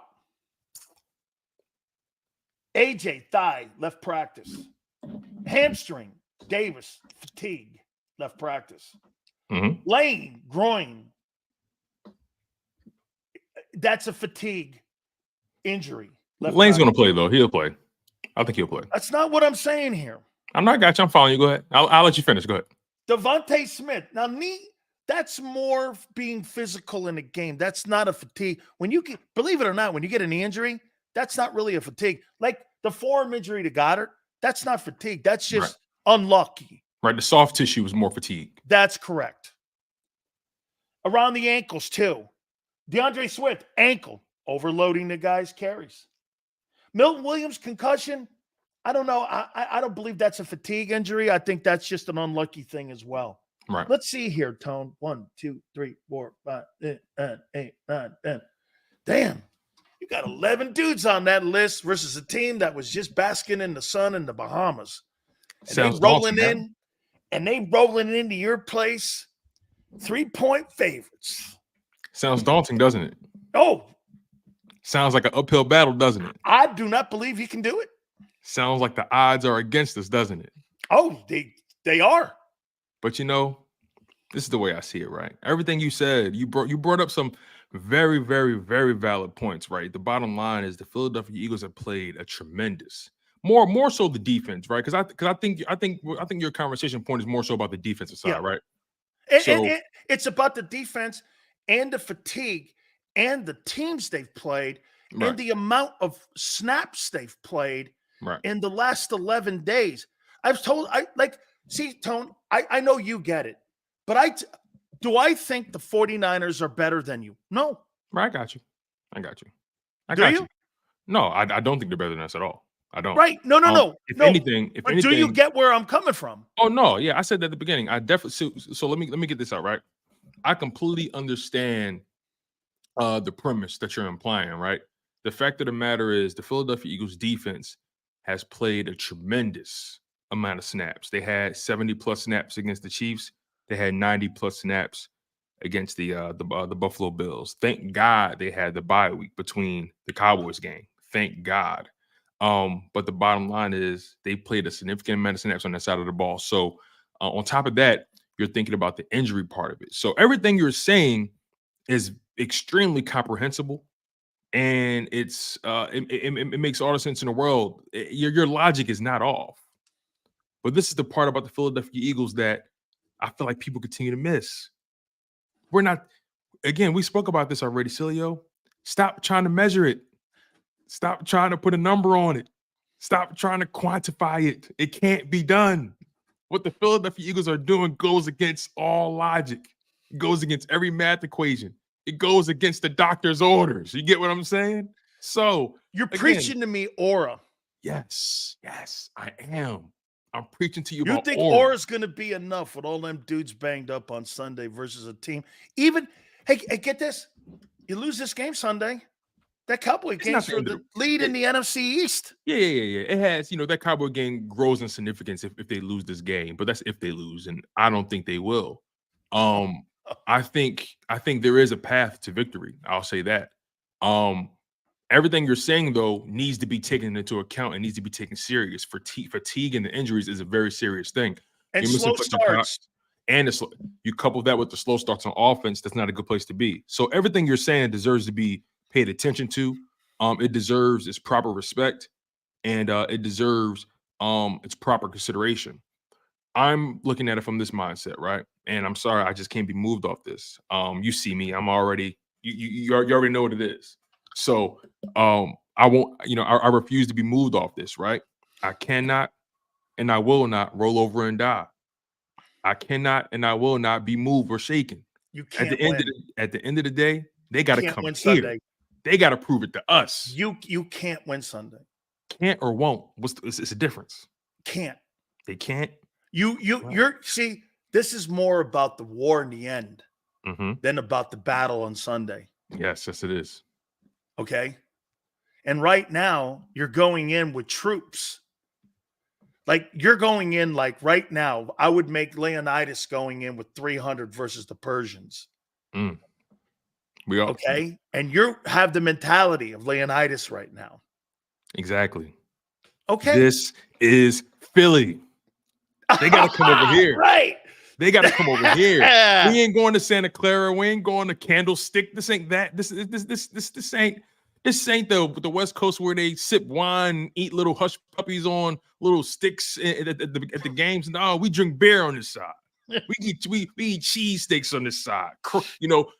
Chickens and pizza fries with the Old Bay and the crab seasoning on it. You dig what I'm saying? Like this ain't again, like I said before, Sills, all season the Philadelphia Eagles have done nothing but go against the grain, go against proper convention. But or you go have or to go against have conventional some thought. reasoning here. Of course, my reason is we are who we are. And they are who they are. They got to prove it, Sills. You played this game before. You know what it is. Listen, will is not a thing that's not it's not phony. It's not a phony. It's not a phony attribute. I'll put it to you this way: if this was a 7-game series, as things are what they are now, if this was a 7-game series, I just might give it to the Niners in 7 games. But guess what? This is a one-off right now. This is part 1 of part 2 so far. Actually, part 2. This is part 2.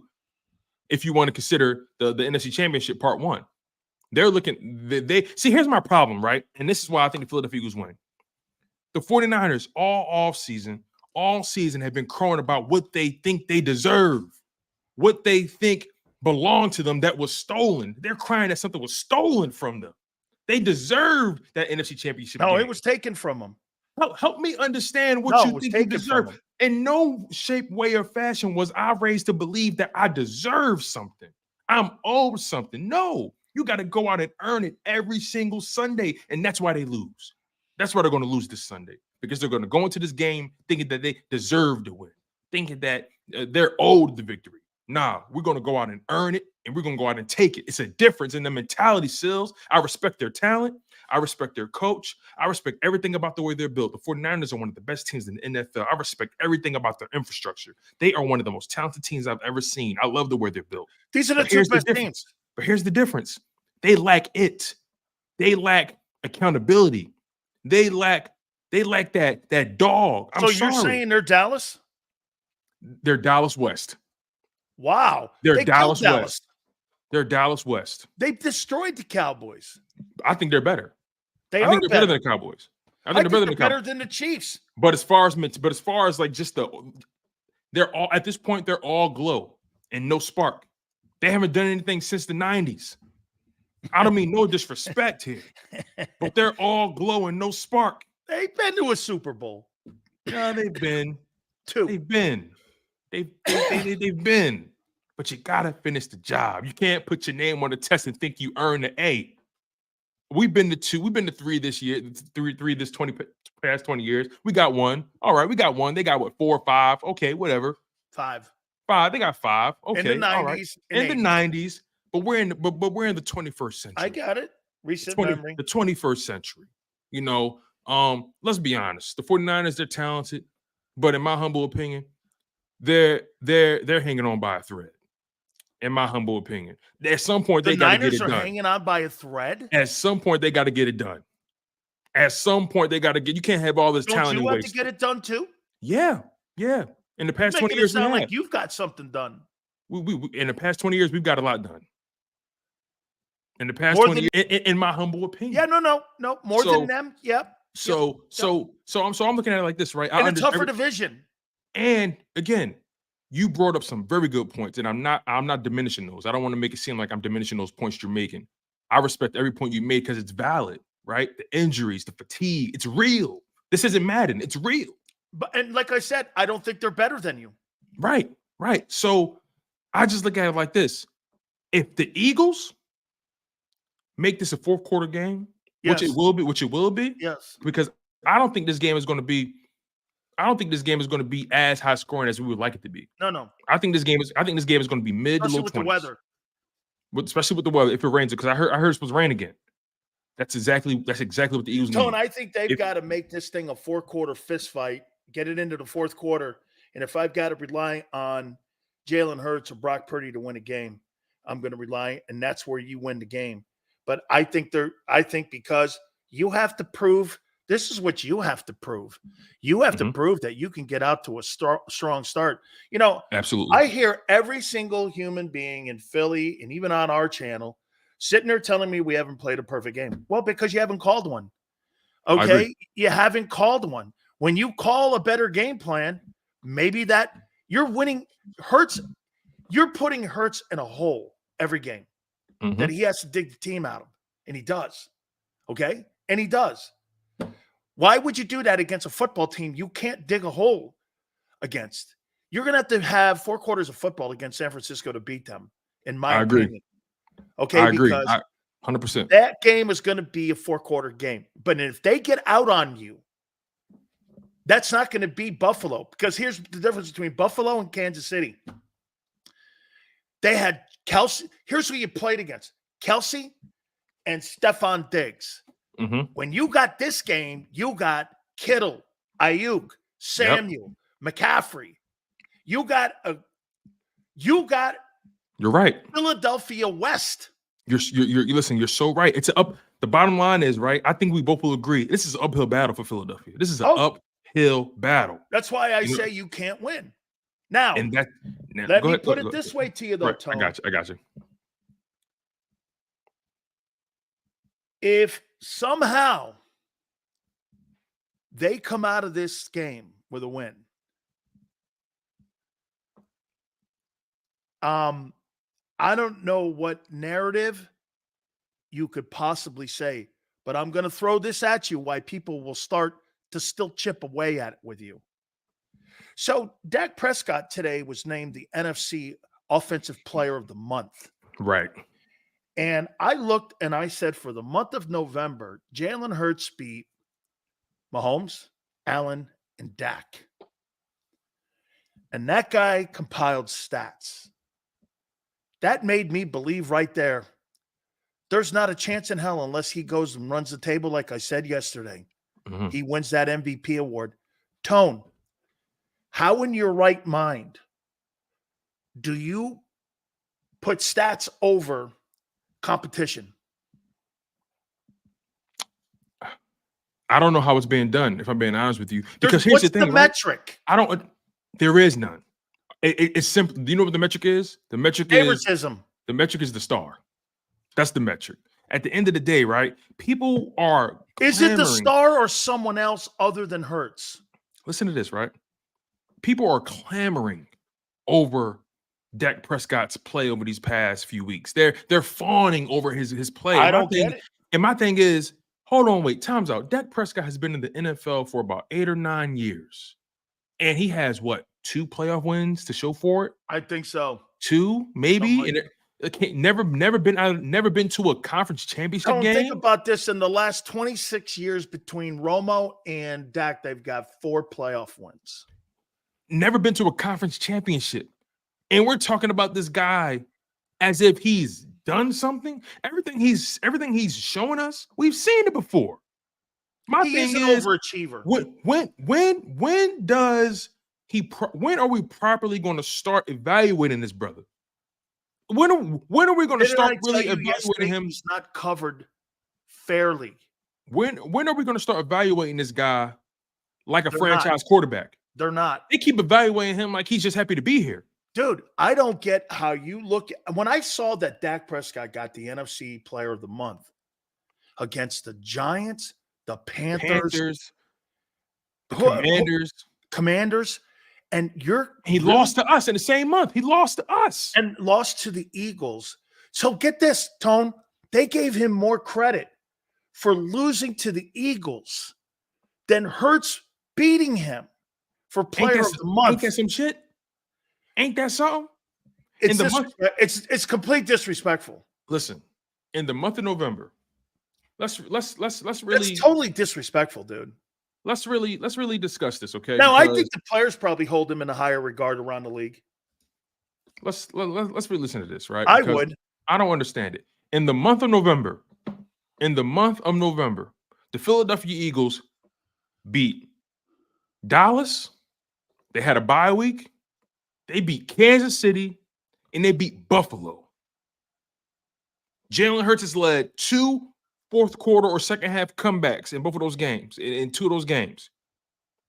In my opinion, he outplayed Dak on November 5th because he was efficient and effective. More effective. But look at who he beat. He beat Dak Prescott, he beat Patrick Mahomes, and he beat Josh Allen. And they gave him more credit in the loss to the Eagles, Dak Prescott, than Jalen's win. I don't understand now. Look, he ain't winning the MVP, dude, unless he goes undefeated. Man, at this rate, man, I think. And by the way, let me put it to you this way and reverse it to you. Do you think if Dak had beaten this year, Mhm. Howe, Stafford, Tua, Dak, Mahomes, Allen, say Purdy on Sunday, he gets it done. Kirk Cousins, can't forget Kirk him. Cousins, he was having a great year. Do you think that the MVP would be slam dunked right now with Dak Prescott winning it? Listen, if Dak would have beat Josh Allen and Patrick Mahomes in back-to-back weeks and Tua, they would have already engraved his name on the trophy. They would have already engraved his name on the trophy. Listen, man. That's why come Monday, you have to win this game against San Francisco. And here, no, in reality, do I think San Francisco needs it more for a mental moving forward that they can beat you kind of in the same way that the Eagles beat Kansas City? Because now they know they can beat them too. Right. Probably something down there. But here's why, Tone. Tone, if you beat the 49ers with all the things that I said and you beat them, what's the Monday morning excuse? They're going to find one. They're going to find one. What? They're going to find one. They're going to say, what would you? No. I'm with you. Don't get it twisted. No, you can't beat Kansas City. You can't beat Buffalo. You can't beat San Francisco in consecutive weeks and show me on a Monday that somebody's better than you. Listen, this is why I say you can't do it Sunday. And this is why I say they have to do it. They have to do it. And they will do it because it goes against conventional wisdom. It goes against what people want. This is the thing, man. The Eagles are the greatest party poopers on the planet. You want to know why? Because guess what? People don't want to invite the Eagles to the party, but guess what? Whenever they find their way in, they wreck that shit. You know what I'm saying? At the end of the day, they leave with your chick, they leave with your food, they leave with your couch, they leave with the safe in the basement. Come on, man. Stop it. We the Grinch that stole everybody Christmas. They don't want it. I've been on teams like that, and I love that stuff. Listen, man. This is going to be so beautiful to watch on Sunday. Like I said, man, don't let this be a fourth quarter game, San Fran. Y'all better kill us. That's a fact. I'm telling you. Listen, 49ers fans. In the fourth quarter, you're going to see some. I'm telling you right now, 49ers fans. I'm telling you right now. Don't let this get to the fourth quarter. I promise you. You better kill us. You better put the stake in us. You better hit us with a silver bullet. I'm telling you, don't let it get to a fourth quarter. Niners all damn day, you better put me away. You better bury me alive because I'm coming back from the dead, big dog. You better get the silver spike and you better get the sword and chop the head off because if you don't kill it, you better man, get he's the rising. garlic. You better get the holy water. You better get your Bible. You better get a priest, get an exorcist, get all of it. I'm telling you, you better kill us. You better get Van Helsing. You better kill us. Jalen Hurts is Van Helsing. Exactly. It's that time. They better kill us, Sills. I'm telling you. Whatever they did to the Cowboys, they better do that on Sunday. They better kill us. I promise you that. Okay, let me ask you this now.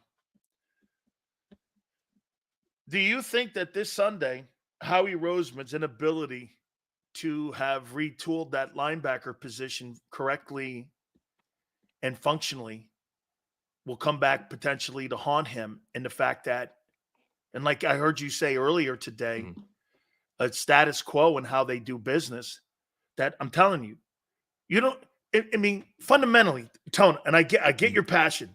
Of course. Yeah, Who's covering Kittle? I don't know. Who's covering McCaffrey? I don't know.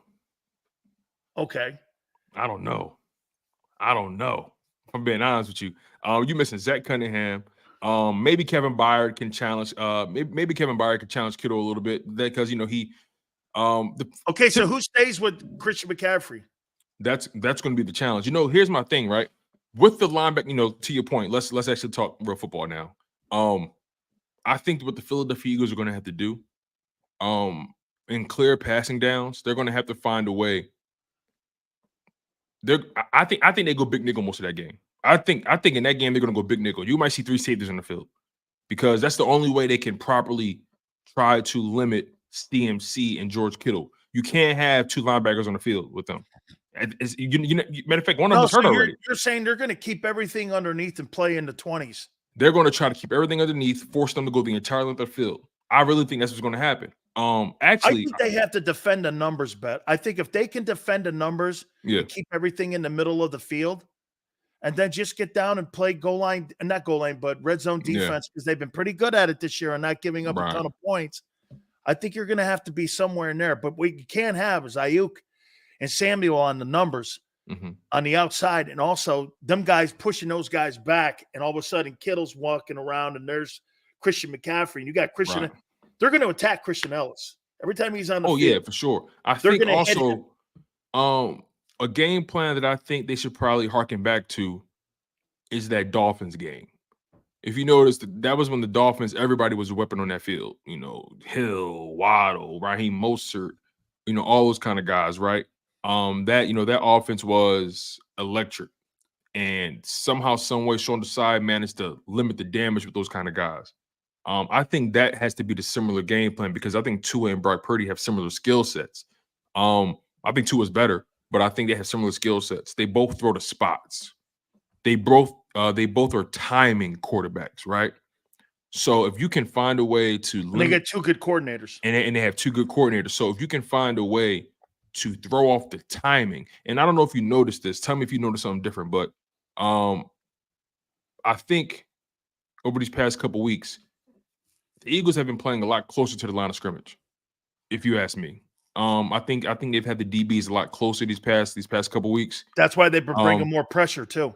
And that's why they've been bringing more pressure. So I think if you can knock off Brock Purdy's timing, even for a second, and you couple that with the pressure, I think you can force him to make a couple mistakes. I think you can force them to drive the length of the field, because, again, you don't want this to turn into a track meet, right? The 49ers are significantly more healthy than us. Our defense is not the strongest on third down, but also the 49ers defense isn't the best on third down as well. I think they're both ranked in like the 20 range or something like that. I think the Eagles are ranked 30th. 49ers are ranked like 21st, 22nd, if I'm not mistaken. I don't know. Hang on for a second. Brock Purdy stats. Go ahead, Tone. Or Brock Purdy's having a great season. But overall, I just think that there is a path to success. They have to find a way to limit the damage certain guys do. This is going to be the hardest game the Philadelphia Eagles play all season. It's without a shadow of a doubt. I don't want people to get me misconstrued. I'm not entering this game thinking that the Niners are just some pushovers. This is not that at all. This is going to be a physical. This is going to be one of the most physical games we see all season, and I think that's the kind of game the Philadelphia Eagles needed to be. Has to be physical. Has to be low scoring. I want to say in the mid to low 20s. It has to hang around there. Don't let this game get in the 30s, because I don't know if the defense can hold up against this team. So that's just where I'm at with it. Again, my passion always takes over, and I have a hard time betting. I have a hard time betting against the Eagles at this point. Can't win. Will win. Will win. Will. They have no choice. Hey, They have no choice. Brock Purdy's throwing a 70% completion percentage. He's on pace for 4,500 yards, 30 touchdowns, 9 pick, 112.3 QBR rank or quarterback ranking. Mhm. He's like leading the NFL in QBR actually to 75.6. Right. Do you think he's the weak link in this? Weak link. When you think about that offense, he has to be the weakest link, because I've seen Kyle Shanahan's offense do this exact thing with other quarterbacks. You know, I don't think he's doing anything that Jimmy Garoppolo wasn't doing at the time. In my humble opinion, I just don't. Kyle Shanahan's offense is literally designed to put anybody back there and get the job done. That's literally the way it's designed. I'm not saying The offense, like I said yesterday, is about Kyle, not about the quarterback. In Philly, the offense is about Hurts. Exactly. And it's not that, he's making the most of his opportunity. He's maximizing the roster. I'm not mad. See, I don't want to get it misconstrued. Brock Purdy is maximizing his opportunity. And that's all you really can do. But if Brock Purdy's down 10 in the fourth quarter, if he's down in the fourth quarter, Brock Purdy's not going to win you the game. He's not. He's going to put the ball in one of those guys' hands and at maybe 10, 15 yards down the field, and they're going to make some extravagant play. He can't win you the game. He's not in his skill set. He's not a playmaker. He can't.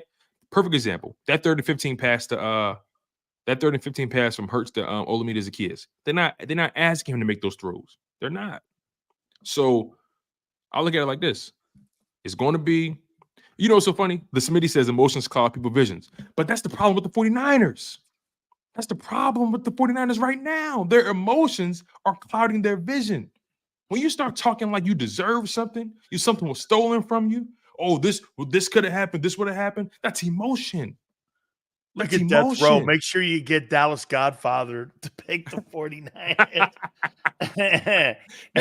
There's no more emotional team than the 49ers. See this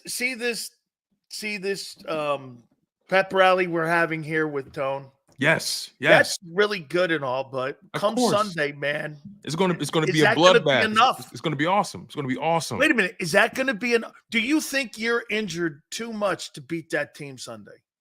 Do I think we're injured too much? Yeah, do you think you're too banged up? I'm more concerned and haven't put too many games. Tony, you played 3 games theoretically defensively in 11 days. To your point, I'm more concerned about fatigue than injury. The fatigue is more so what I'm concerned about. Will they have enough gas in the 4th to close it? That's my concern. Not the injury part, because look, I know Fletcher Cox is out, but at some point Fletcher Cox is not going to be here anymore. Dude, Jordan Davis, Jalen Carter, he was huffing in that 4th quarter. Hey, that looked like a water buffalo running down that field, man. That big old water buffalo was looking for it. He was looking for water, man. He was looking for every asthma pump in the planet. Hey, I tell you what, it's one of the craziest things I've never seen a human being run like that with that kind of speed. Dude, he was everything under 5 flat. They said he was going 17 miles per hour. What was that in the 3rd, 4th quarter? Overtime. Jesus Christ. Dude, that guy's running like that in overtime. They said he was going 17 miles an hour. At 348 pounds. Can you imagine? Hey, no. I can't. I cannot. Okay. With the pads on. Though. Jesus Christ. That was impressive. That was so impressive. And stride for stride with him. Yo, let me say this to you too, dude. Yeah. Hassan Reddick slings that Brock Purdy around like he did Josh Allen. That thing will look like a spilled bowl of Skittles on the field, man. That guy's gonna break up, man. Josh Allen 6'6", 260. He'll overcome that. That's what I'm saying. Listen, you can arm tackle Purdy. Yeah. Like, seriously. Oh yeah, you get him down on arm tackle. Look, man, 49ers fans, they're so bitter. They're so bitter. They're so bitter. You can smell it you can smell it on them. They're so bitter. Just look at it. You know what I say to 49er fans? The only thing I would say to them is, man, you might want to get a quarterback that could take a hit. They're so bitter. Every quarterback they've had in the last 4 years has been hurt. Trey Lance, Garoppolo, Purdy. That goes to your coach. Remember what I said about him? I think he does the worst job on the planet on protecting his quarterbacks. He couldn't protect RG3. He couldn't protect anybody that he's ever been a coordinator for. Every guy outside of, I think, Matt Ryan has been injured. And so I'm like, dude, after a point, don't you do this? Tone, don't you go like this? Okay, well, 1 guy. Okay, well, 2 guys. Shit, didn't he get the second team quarterback also knocked up Josh too? Johnson, yeah. Josh Johnson got his ass knocked around too, right? He got thrown out of the game. Sure enough. So, look, again, it's going to be a hell of a game, man. I respect everything about the 49ers talent. From a talent perspective. See, this is the pep rally over at the Rocky statue right now. Yeah. They're built very well. They're built very well, man. They're built like you. But I don't trust their mental. I don't trust their mentality. I don't trust them being battle tested. You don't trust it, or you haven't seen it? That probably goes hand in hand, but I guess because when have they been tested outside? Because so you're holding against them the 31-7 game. Not just that. I'm assuming you think that they end a 3-game losing streak. 3 games in a row, you only can put up 17 points because 1 player's missing. Come on now. The Browns had no quarterback. Come on now. I agreed. Come on. Hey, no disrespect, Rob, but he's from Temple, so I'm thinking basically you didn't have anybody in there. the Vikings. Come on now. Come on. We got to stop it, yo. We got to stop it. Everybody's entitled to the loss, but 3-game losing streak? Come on, man. We got to stop it. Brian Johnson, how concerned are you with him? Listen, I'll tell you this right now. He better start off strong. Otherwise, it's his ass. He better start off strong. You think if they lose, he takes a bunch of heat Monday? Oh my God, yeah. Yeah. He will. But a lot of people also need to understand this too. This is Nick Sirianni's game plan as well. So Nick Sirianni better get just as much as hell. He better get just as much vitriol if they lose that game. See, I'm gonna probably look at the game plan, but I'm just gonna because I'm going with this. You can't win. So I'm gonna sit here and go like this. I can't rip the guy for being the coordinator on Monday. Right. If I think that because Tone, what you're asking to do. Yes, I am. I know. You're asking to climb K2 and Everest in the same day. No, in the same week. I understand. It's impossible. See, I don't believe it. You see, that's the kind of mentality that got Spider Rico knocked out. Always thinking about the impossible. Always thinking about the impossible. You know what I mean? Listen, man. They told Rocky, don't fight the Russian. He'll kill you, Rock. He'll kill you. So you mean to tell me the Niners are the Russians? You mean to tell me that? No, I'm telling you that this isn't a 49er thing. This is an Eagle thing. You're missing it here. No, I got you. I don't think this is a 40. I don't think it's a 49er deal. I think this is an Eagle deal. Right. No, listen, the fact of the matter is those things, everything that you mentioned are very real things that has to be accounted for. I don't want you to think I'm dismissing that, right? I know you are. Yeah, I'm excited. It's a fun game. I love football, man. How important is the 12th man? Ooh, man, oh man. You might as well say the 13th man. You think they're going to have as much angst towards the Niners as they have towards the Cowboys when they roll in there on Sunday? You know what? They probably wouldn't have if the Niners would have just shut their mouths. Okay. But the fact that the Niners have been talking like this, I wouldn't be surprised if the Eagles go in there with the same energy, if not more. Because again, you start talking about what they think they deserve and what they was stolen from them and they was owed. And come on, man. Sills, keep it real, right? People that talk like that, what normally happens? I know. I got it. People that talk like that, you played this game. I know. And you've earned every snap. What happens to those guys that start talking about what they owed and what they think they deserve and was stolen from them? What happens to those kind of people? No, that shit just, man, I used to talk the way I talk shit to people. I was telling you what I was going to do to you. Because you round I was going to do. Because you earned it. Ali, I would pick a round that I was going to knock your ass out in. And that's how I did it. Because you earned it, right? Yeah. Oh, absolutely, man. Every time they saw us rolling in. See, it's funny, Tom, because you're basically talking about the teams I played with Jimmy. And for me, yeah, man, we had guys, this and that. Sometimes we'd have 10 guys out. Didn't matter. We went there, beat the shit out of people. And okay. And so I can it happen? Yes. Have I seen it? I've been part of something like that. Yes. This is the NFL, though. You see what I'm doing to you, right? No, you're not. I'm appealing to your to your I football. Get it, to my experience. I'm appealing to your experience, and I'm appealing to your football ingenuity. So you're saying that I'm too much of a media guy right now, and my wife would accuse me right now of being too much of a media turd. Yeah. I don't know. I'm just saying. I don't know. I'm just trying to appeal to the guy that, 3 national championships, 4. What is it? I lost count. How many? Okay, be quiet. Okay. I'm just saying you were the man, and you didn't get where you got because somebody said it was owed to you or you deserved it. You took it. You feel me? Come on, man. You took it. I'm not going to be swayed on this. You're not. But winning. You will.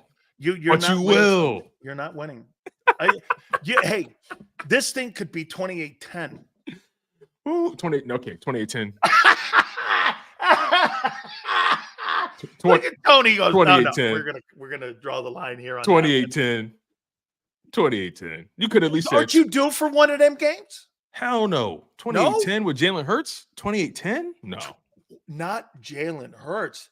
10? Don't you ever remember when Kansas City blew out Brady by 45-3? No, I don't remember that. Oh, yeah. It was a Thursday night when he got destroyed by remember they were going, who's the quarterback? He goes, we're on to Cincinnati. They got beat by 35 points in KC. We're on to Cincinnati. So basically, you're telling me, not Jalen Hurts, but Tom Brady could take a beating. No. Jalen Hurts can't. Well, when you put it that way, I understand what you're saying, but we're not the Cowboys. We're not just gonna show up and just think that we deserve to win a game, right? I'm telling you, this game is going to be much more of a battle than you think. Oh, no. I think they're going to this is how I think the game plays out. Mhm. It is going to be a fist fight for about 2.5 quarters. You think it gets out of hand in the third? No, I think you get tired in the middle of the third.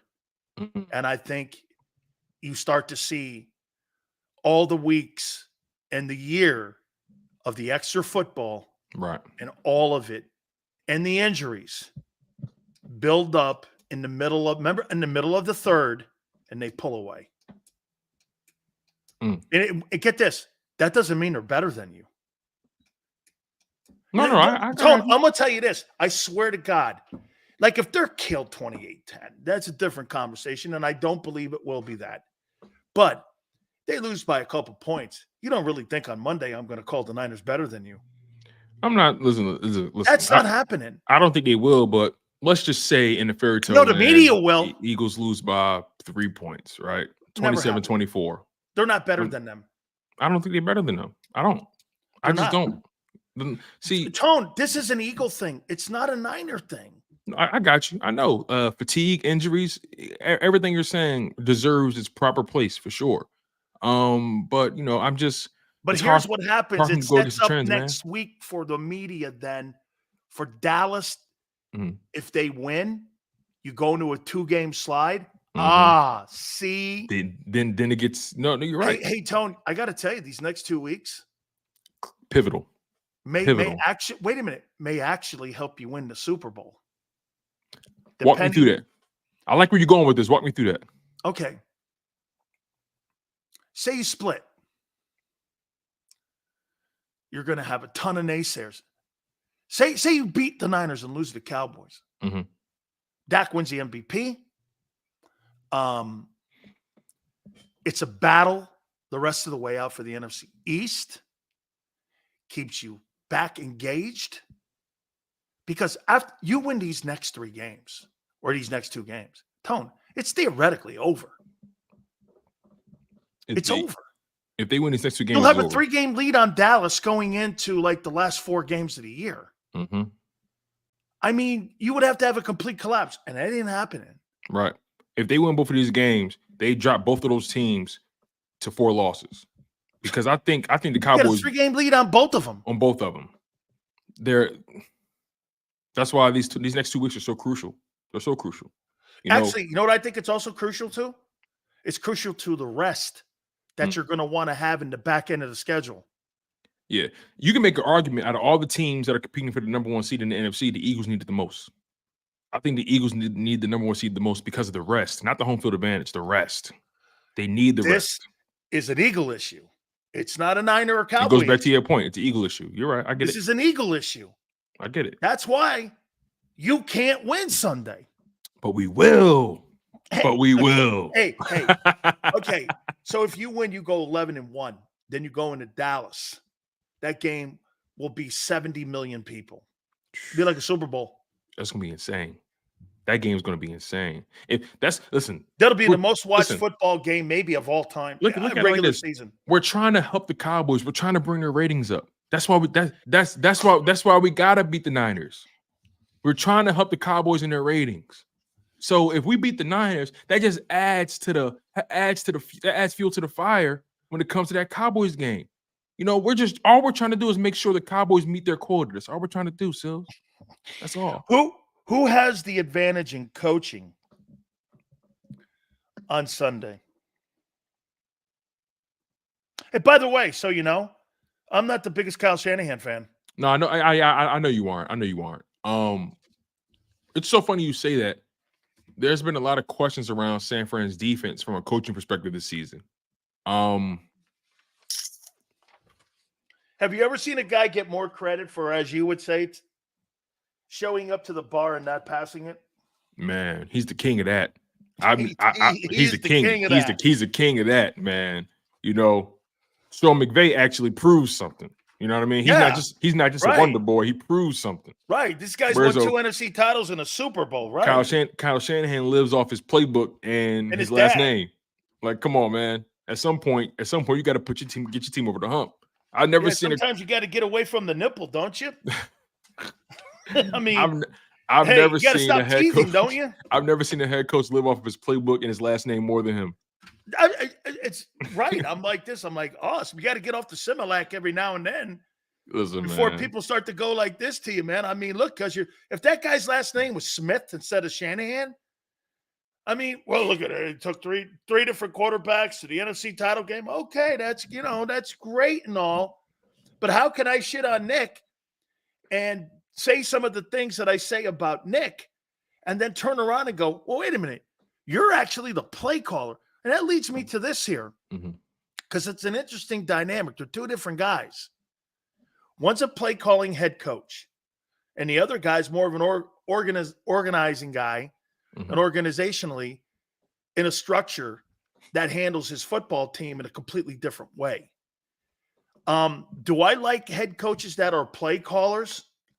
I always thought those guys were always one-sided on one side of the ball, and it bugged me a bit because to me, a guy like Nick, and this is kudos to Nick, Nick is probably as engaged with the defensive side of the football today as he is with the offensive side, because that's his role. He has a completely different role than Kyle. I mean, you really think he goes in there and he's barking at Steve Wilkes, Kyle Shanahan? Or do you think he probably does what Sean McVay does? He just leaves Steve Wilkes alone like McVay leaves Raheem Morris alone. Those guys just probably – but it's 2 different teams in one.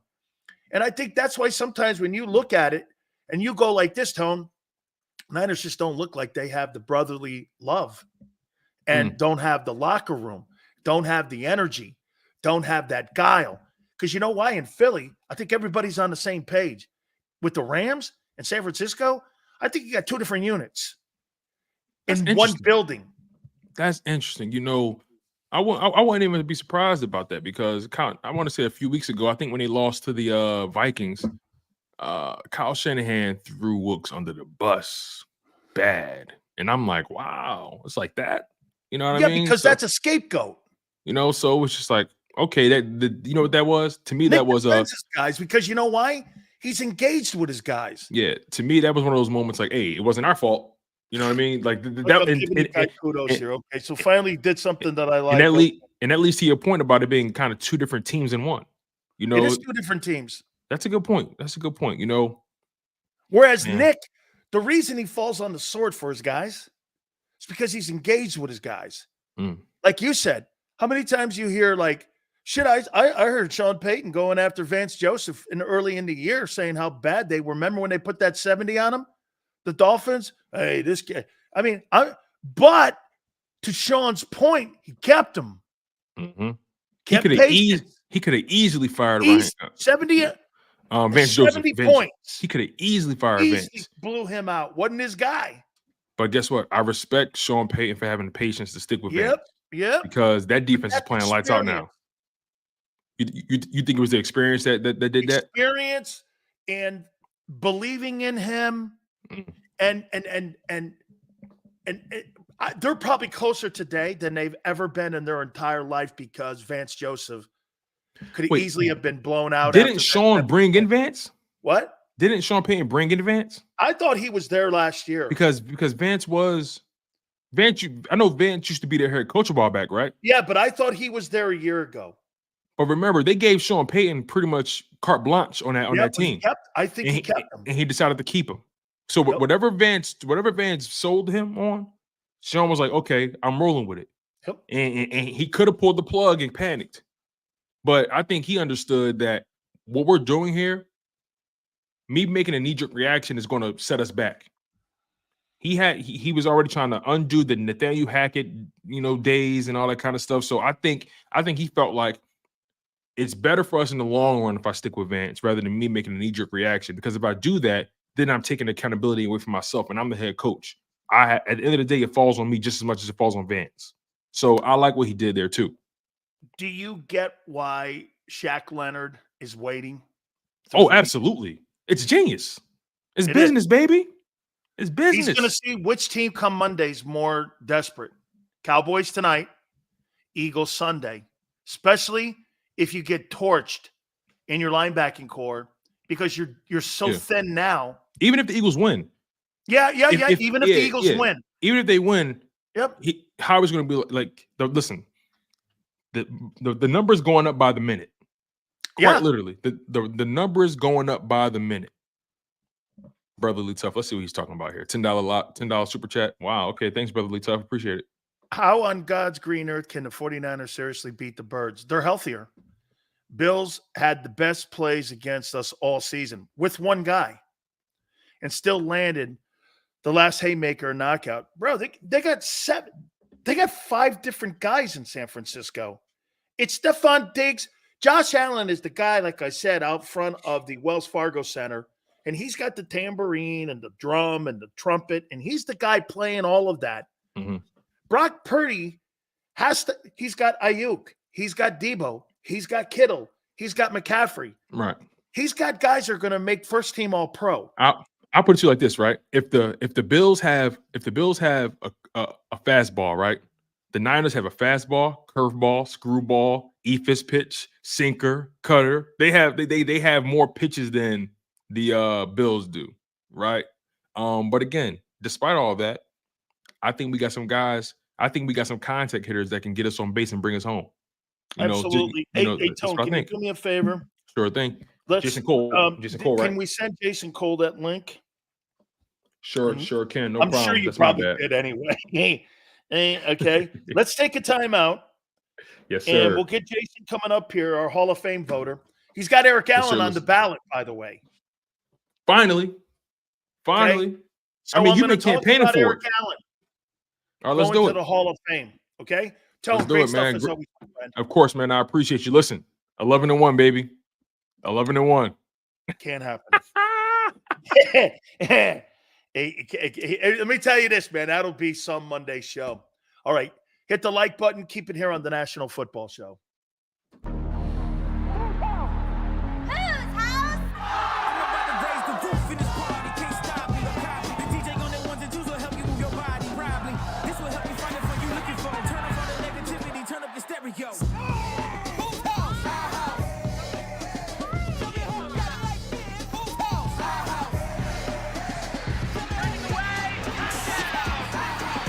The perfect pair.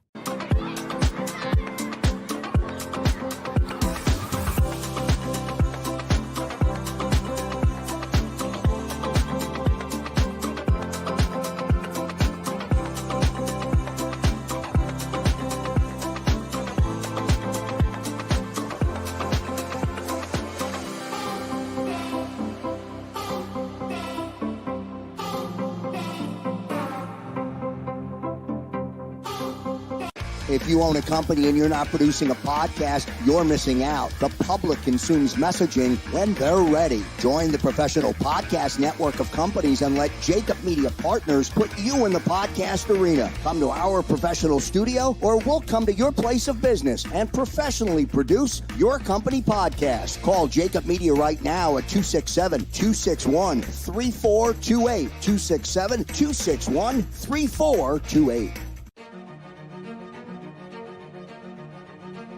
Any professional sports coach will tell you there's no substitution for preparation. At Malamut & Associates, that is a tenet by which we live. We prepare from day one for victory. Anything less is not acceptable. Underdog Fantasy has a way for you to play alongside your favorite football team all season long with their fantasy pick'em game. You pick between 2 to 5 players, select whether they'll go higher or lower on one of their stats, Then do what you usually do on a Sunday. Watch the games. You can win up to 20 times your money in a single game by going 5 for 5. It's a fantasy game, and the Sports Betting Show wants you to get involved. Go to UnderdogFantasy.com. When you sign up, use the promo code WIN, and Underdog will double your first deposit up to $100. That's UnderdogFantasy.com. Use the promo code WIN.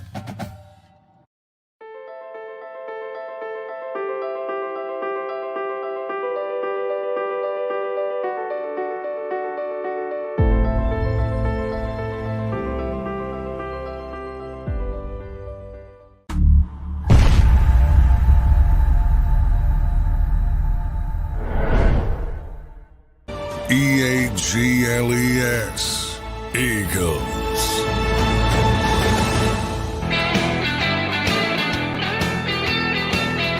Rick Dilk National Football Show. Appreciate it. Looking forward to having my friend Jason Cole coming on. We're going to talk about Eric Allen being nominated for the Pro Football Modern Day.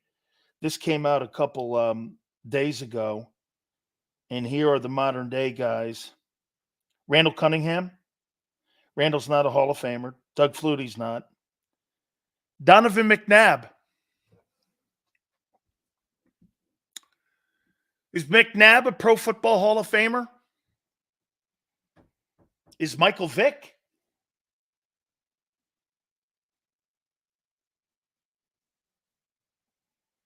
Sean Alexander?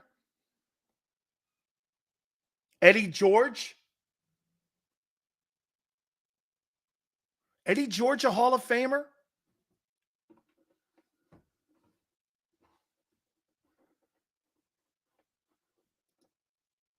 No and no. Wow. McNabb and Vick are not.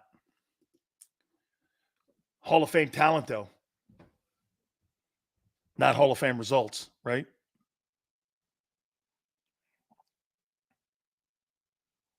Daryl Johnson, a fullback? Probably not. Fred Taylor? Wide receivers, Anquan Bolden. Irving Fryer? Probably not. Brandon Marshall? No. Steve Smith Sr. Man, I like that guy. He is a fire hydrant. He is a fire hose, man. Antonio Gates, absolutely. O lineman. Lomas Brown played a long time. I just don't think he has enough accolades. Nate Newton. You know why Nate's not in the Hall of Fame? Because of like marijuana issues. We're going to get Mark Schlereth. A lot of winning.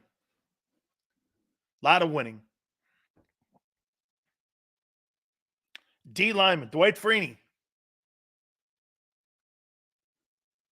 Is Dwight Freeney a Pro Football Hall of Famer?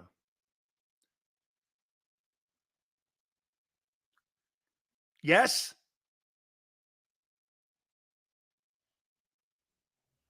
Simeon Rice. Simeon Rice could have been the Super Bowl MVP. Over 100. Dude, I'll tell you what, Lizzie O'Neill needs to be on that list. Justin Tuck.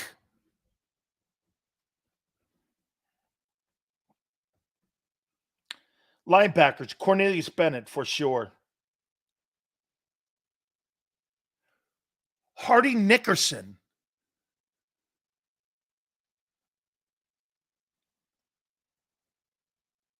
DBs, Eric Allen. Eric Allen, a Hall of Famer. Jason's coming up. He's a voter.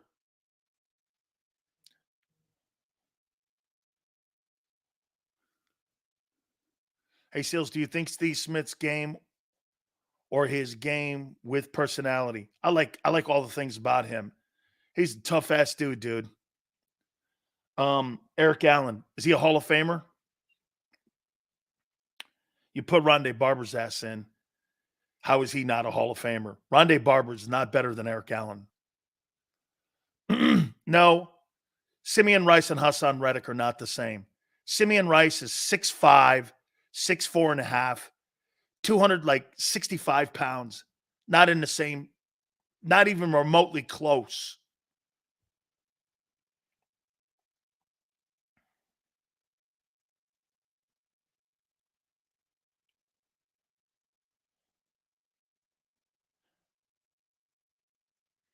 Herman Moore.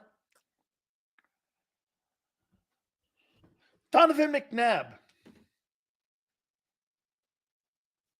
Let me ask you this about McNabb. You think Hurts has passed McNabb as the best quarterback in Eagle history?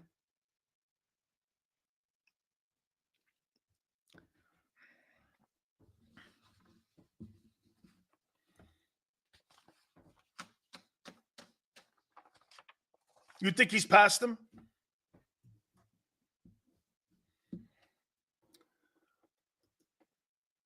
Hurts needs more yards under his belt. Well, wait a minute. Hurts didn't need more yards to get a $50 million deal. Jesus Christ, he had 17 games. You gave him $50 million.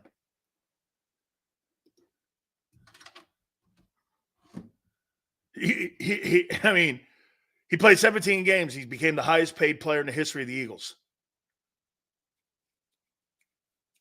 I mean, how about this? Let's make it fair for him, because longevity does probably have a lot to do with that conversation in that take. Is he the most gifted player that's ever played the position in Eagle history? You take that guy over Randall, McNabb,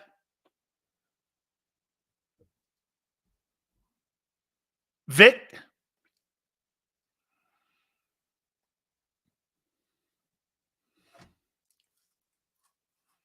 Interesting. Randall most gifted. Huh. Randall had the shittiest coaching.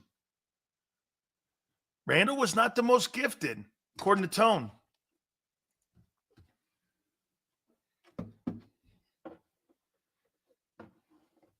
You think Hurts is more talented than Randall Cunningham? Oh, he was. Okay. Let me put that down here. How would I look at this?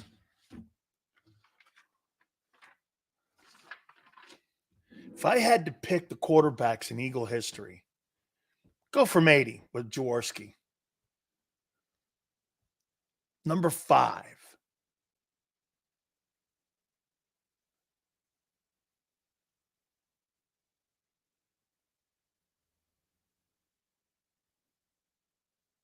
Wentz, Jaworski, Randall,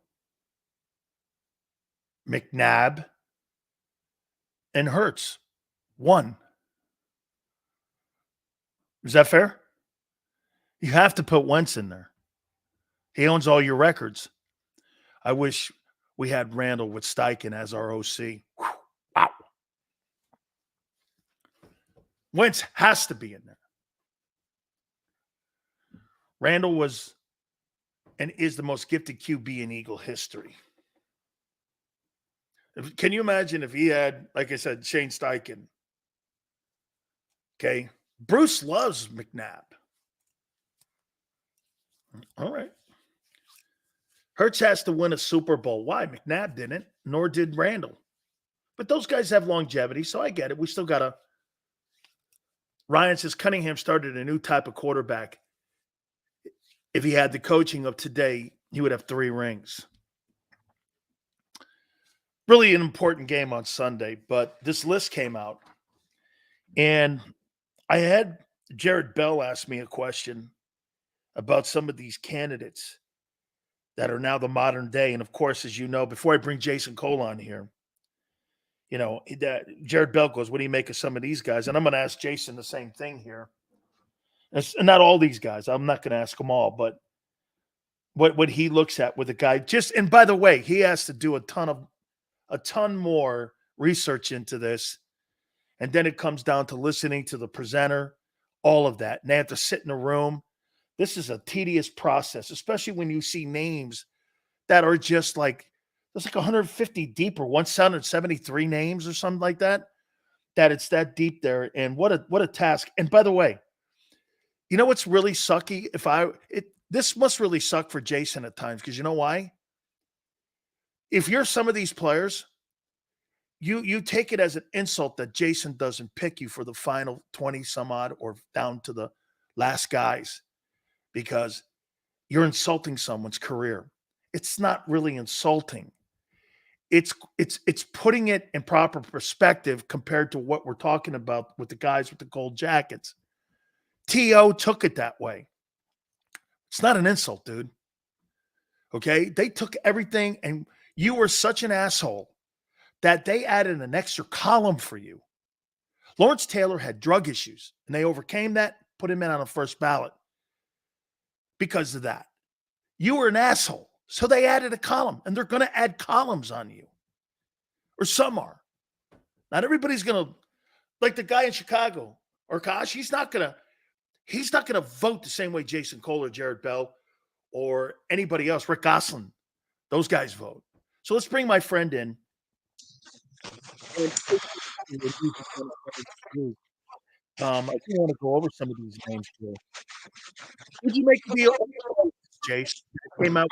I'm sorry, you're in and out a little bit here, Dan. I'm not hearing you real well. Go ahead. How are we now? We're great. We're great. Great. This is perfect. Okay. Okay, great. Jace, what's your initial thought on the 173 names that came out that you guys have to decipher through? Well, we're down to 25 now. Okay, so you're down to 25. We're down to 25 now. So 173, we've got down to a good group that was announced this week. It's guys like Eric Allen's on there, Jared Allen, Willie Anderson, Tiki Barber. I'm not going to go over all of them. It's a really solid list. I think there are a few guys here who will be, I don't want to say easy to trim because all these guys are quality players, but some guys who you just go, they don't measure up to the top 15. Now, I see it as 6 or 7 guys who are kind of easier to knock off this group, and then it ends up with about 18 guys who you go, ooh, this is tough. But if you're talking about who's the top on here, I see some guys who, in my opinion, are going to be, pretty good candidates here. Patrick Willis, up there, and Julius Peppers and Andre Johnson. Antonio Gates, yeah, he's pretty. I don't know if it's absolutely top 5. It's going to be a little bit tough, but guys like that. And we come back to Eric Allen. You've asked about Eric Allen before. Yeah, Eric Allen. What do you make of him? Look, the career achievements are all there. I mean, he checks all the boxes except for the playoff success one, which is not, again, that's not number 1 for me. I never come into this saying, well, you didn't win in the playoffs and therefore you're disqualified. Okay. What I say is, okay, you have these kind of career achievements individually. They make you a qualified player. The additional things that differentiate you from somebody else is winning part of it. Do you have that?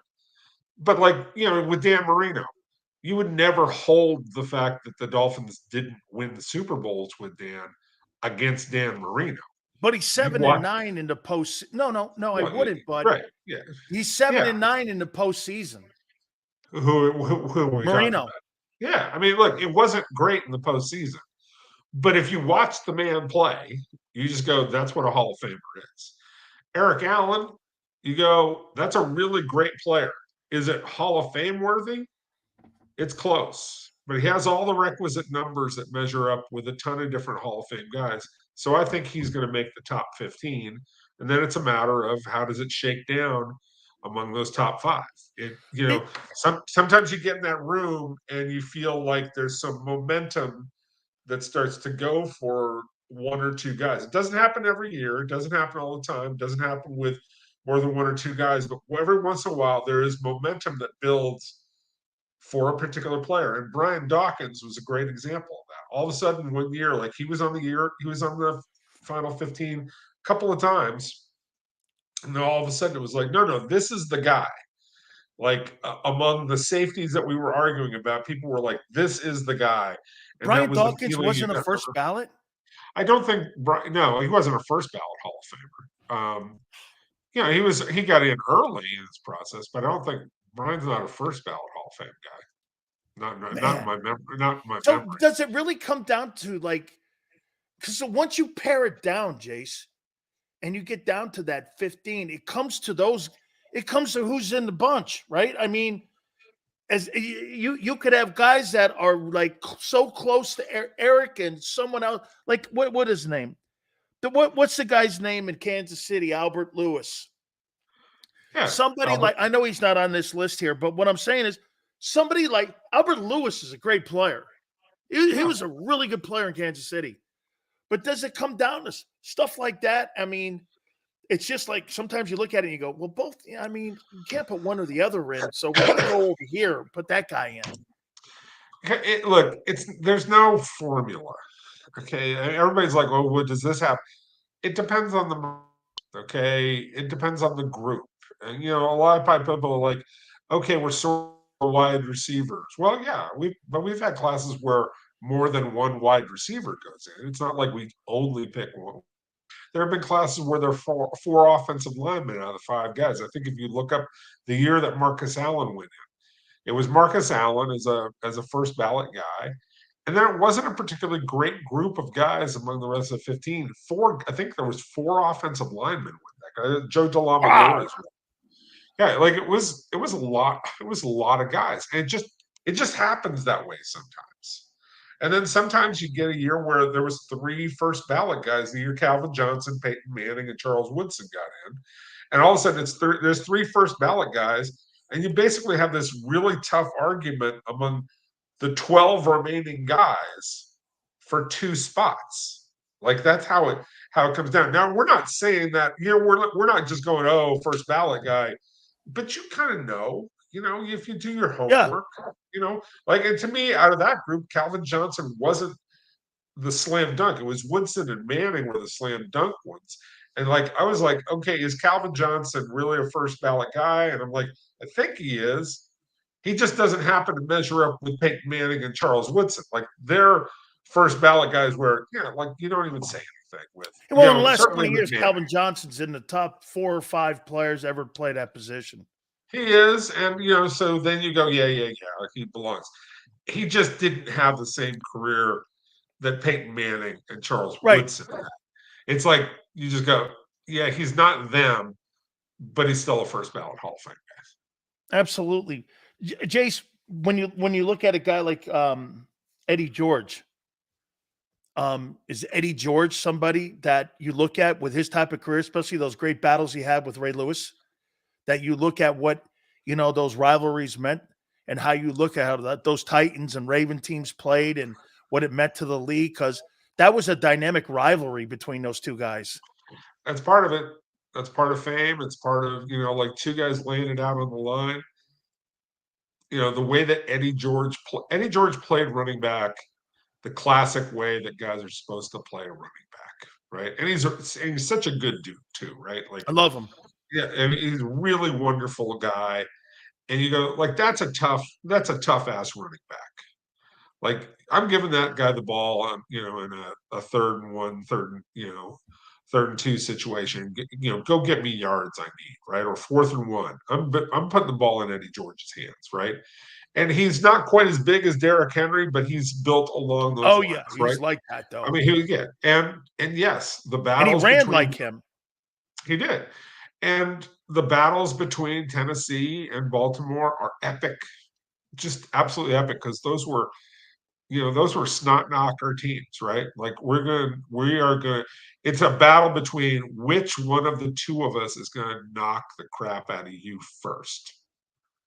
And those were classic fun games. I still remember being at that playoff game, where Ray took the ball from Eddie as one of the 3 or 4 biggest plays in that game that vaults Baltimore into winning the Super Bowl that year. Absolutely.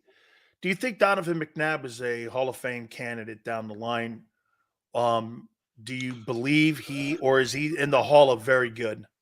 Hall of very good, and it's a shame because I think for a long time I What thought didn't he do? What didn't he do for you not to have him in Canton?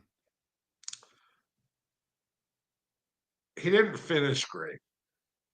He didn't finish, like his career just petered out in a Faded. hurry.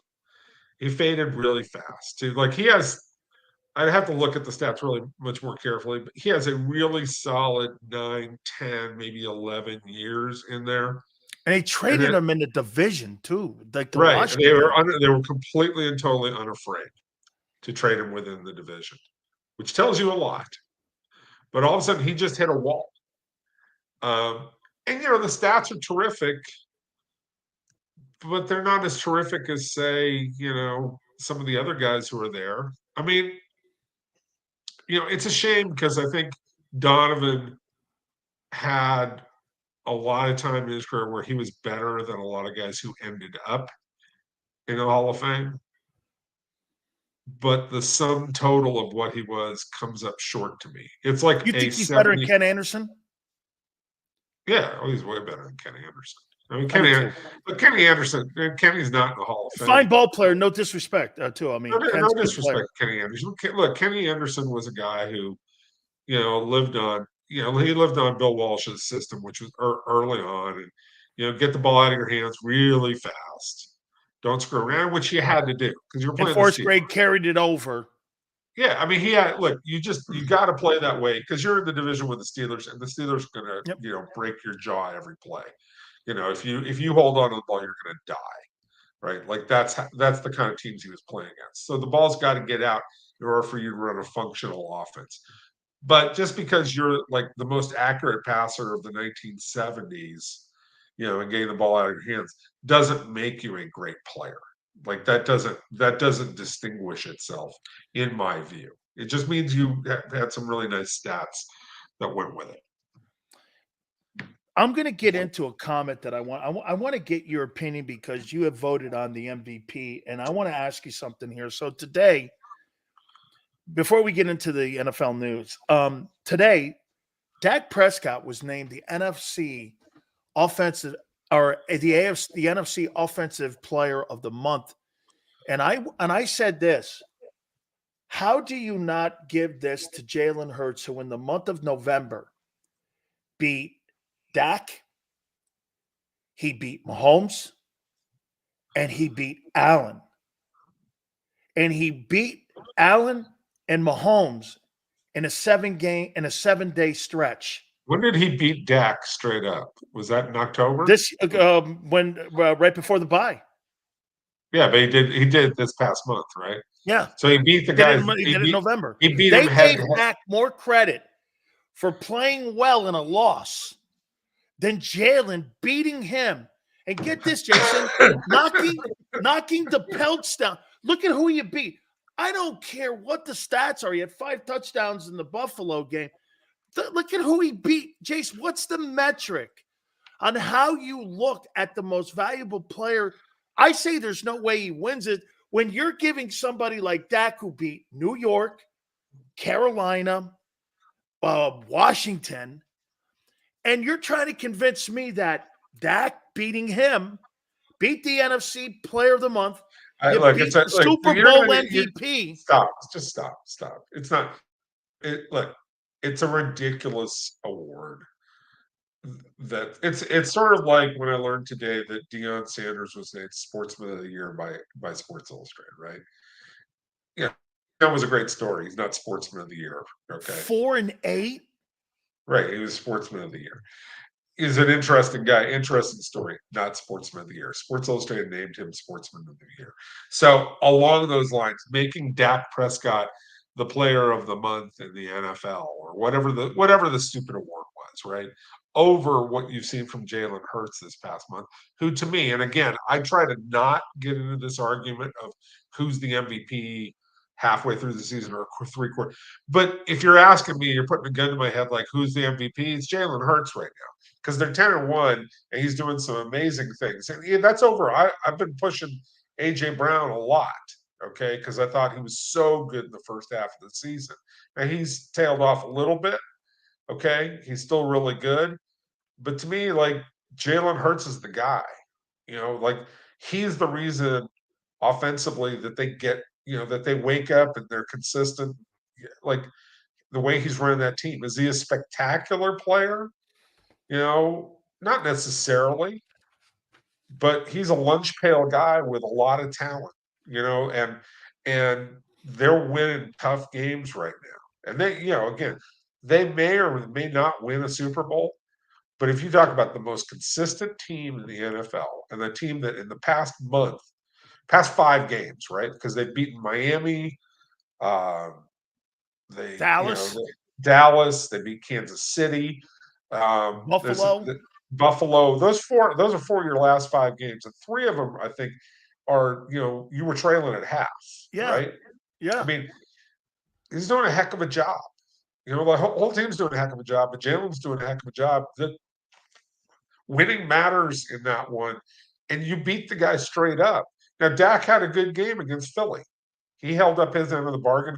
He made that a competitive game. But Jalen Hurts outplayed him. That's no question in my mind.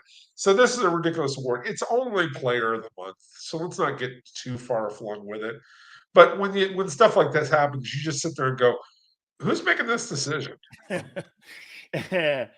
Now, with all that being said, I'm saying there's not a chance in hell Philly wins this game Sunday because of this. Fletcher Cox is out. Zach Cunningham's out. Dallas Goedert's out. A.J. Brown, left practice thigh. Jordan Davis, hamstring. Groin with Lane Johnson. Devontae Smith, knee. DeAndre Swift, ankle. Milton Williams, concussion. These are all fatigue kind of symptoms and injuries of a team. Get this what they did. Kansas City, they played 75 plays, Jace. Then they turned around against Buffalo defensively and played 95 plays. You basically, most teams play 60 plays. You basically played 3 games inside of 7 days and 11 to this day here. You're seeing some of that fatigue because groins, hamstrings, and the 49ers are coming off a bye. So to me, I just think, again, I don't know if they're better, but I think they're just in better shape than what Philly is going into this game. And the most important, if you're a coach, is not – and fortunately, Sirianni's in a position, right, where he can sit there and go, look, we're just going to rest, okay? This game, as long as we don't screw something up over the last, the next Dallas game, right? As long as we don't screw anything up here in the stretch run, we can afford to lose this game and take a week and get healthy, which is really now, if important. they lose this game, though, Jace, that Dallas game is for first place in the NFC East. Right. And so you got to feel confident you got to beat Dallas, right? And you got to take care of business. But you have a little bit of breathing room. And I'm not saying I recommend that. And it's tough for the players themselves to adopt that mentality. Okay. Like you can't tell Jason Kelsey, hey, big fella, take it easy this week. He'd probably bite your head off, right? If you told him to back off.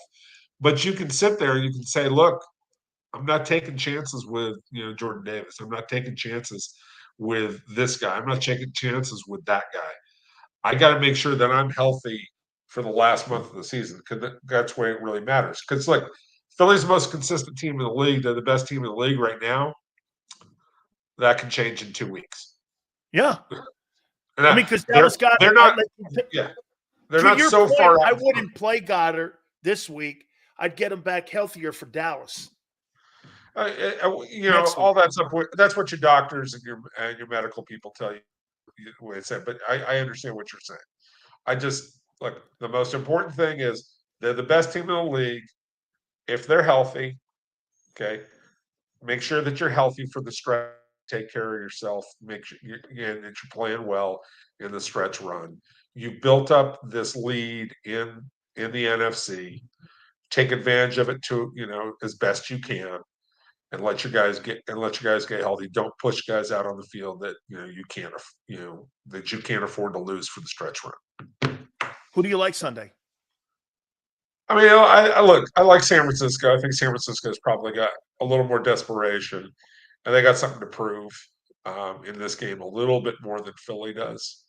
And I also think, look, Philly, as tough as they are and as good as they have been over the last, again, that stretch of games that they've won, and 4 of them against really high quality opponents. That's a tough. That takes a lot out of you. Now, I can see a scenario in which the Eagles win this game. Absolutely, 100%. I can see that scenario. But this is one of those games where, like, you're not pulling out every stop to win this game. You're not showing them every single play that you can possibly show them. This is not like the NFC Championship game that you played in last year. So, I think that in that case, I think it's a little harder for the Eagles to get amped. The crowd will be more amped, I think, in some ways than the Eagles team itself to win this game. That's how absolutely. You're going to have a ton of courage being passed around Lincoln Financial on Sunday. Absolutely. And and look, there's all those videos last year of how they treated him before the NFC Championship game. It's going to be the same thing. Like, it's an unpleasant atmosphere. I actually, of course, I would embrace that and endear that. I like that kind of stuff. I find it entertaining as hell. But I'm also, it doesn't go over the line and shit. I like it too, Jay. Yeah, as long as you're not throwing rocks at the bus. Yeah, don't whip it out and piss on the bus. Batteries. Don't hurt people. Yell some stuff and like that, but don't act like you're from Buffalo. Hey, I got to throw something at you here. A couple last questions for you here about Mike McCarthy. Is it me? But I looked it up. Mike McCarthy, having coached Cooper Rush, Brett Favre, Aaron Rodgers, I get it, Dak Prescott, every single guy, career-wise, he's never had an under 500 record with anybody he's ever coached. And wouldn't you say that Dak looks better this year than he's ever looked? Now, I get the competition, and I understand all that. But 3 years ago, Dak was pretty good. He put up some big numbers. Early on, he did. I'm with Kellen Moore. He's done okay. Look, Mike McCarthy is an excellent coach. He's won a Super Bowl. He's done a lot. I think some of his ideas on offense, like the lack of a lot of motion in his offense, makes me what's going on. But I think he understands the layering and design of an offense and how to attack defenses and how to set up a complementary offense to what you're trying to do on defense. And that's why he's been consistently good. Is he great? No. Okay. I don't think he analyzes game situations. You played for one of the great game analysts guys ever, Jimmy Johnson. Like, Jimmy understood before the game's going to play out this way. This is likely to happen. This, and this. And if it doesn't, if this, and this happens, and that means that I'm going to have to be prepared to gamble or not gamble. Like, I famously remember when Jimmy was on TV, it was before the Patriots-Chargers playoff game. Remember the Marlon McCree game when Marlon fumbles the ball, right?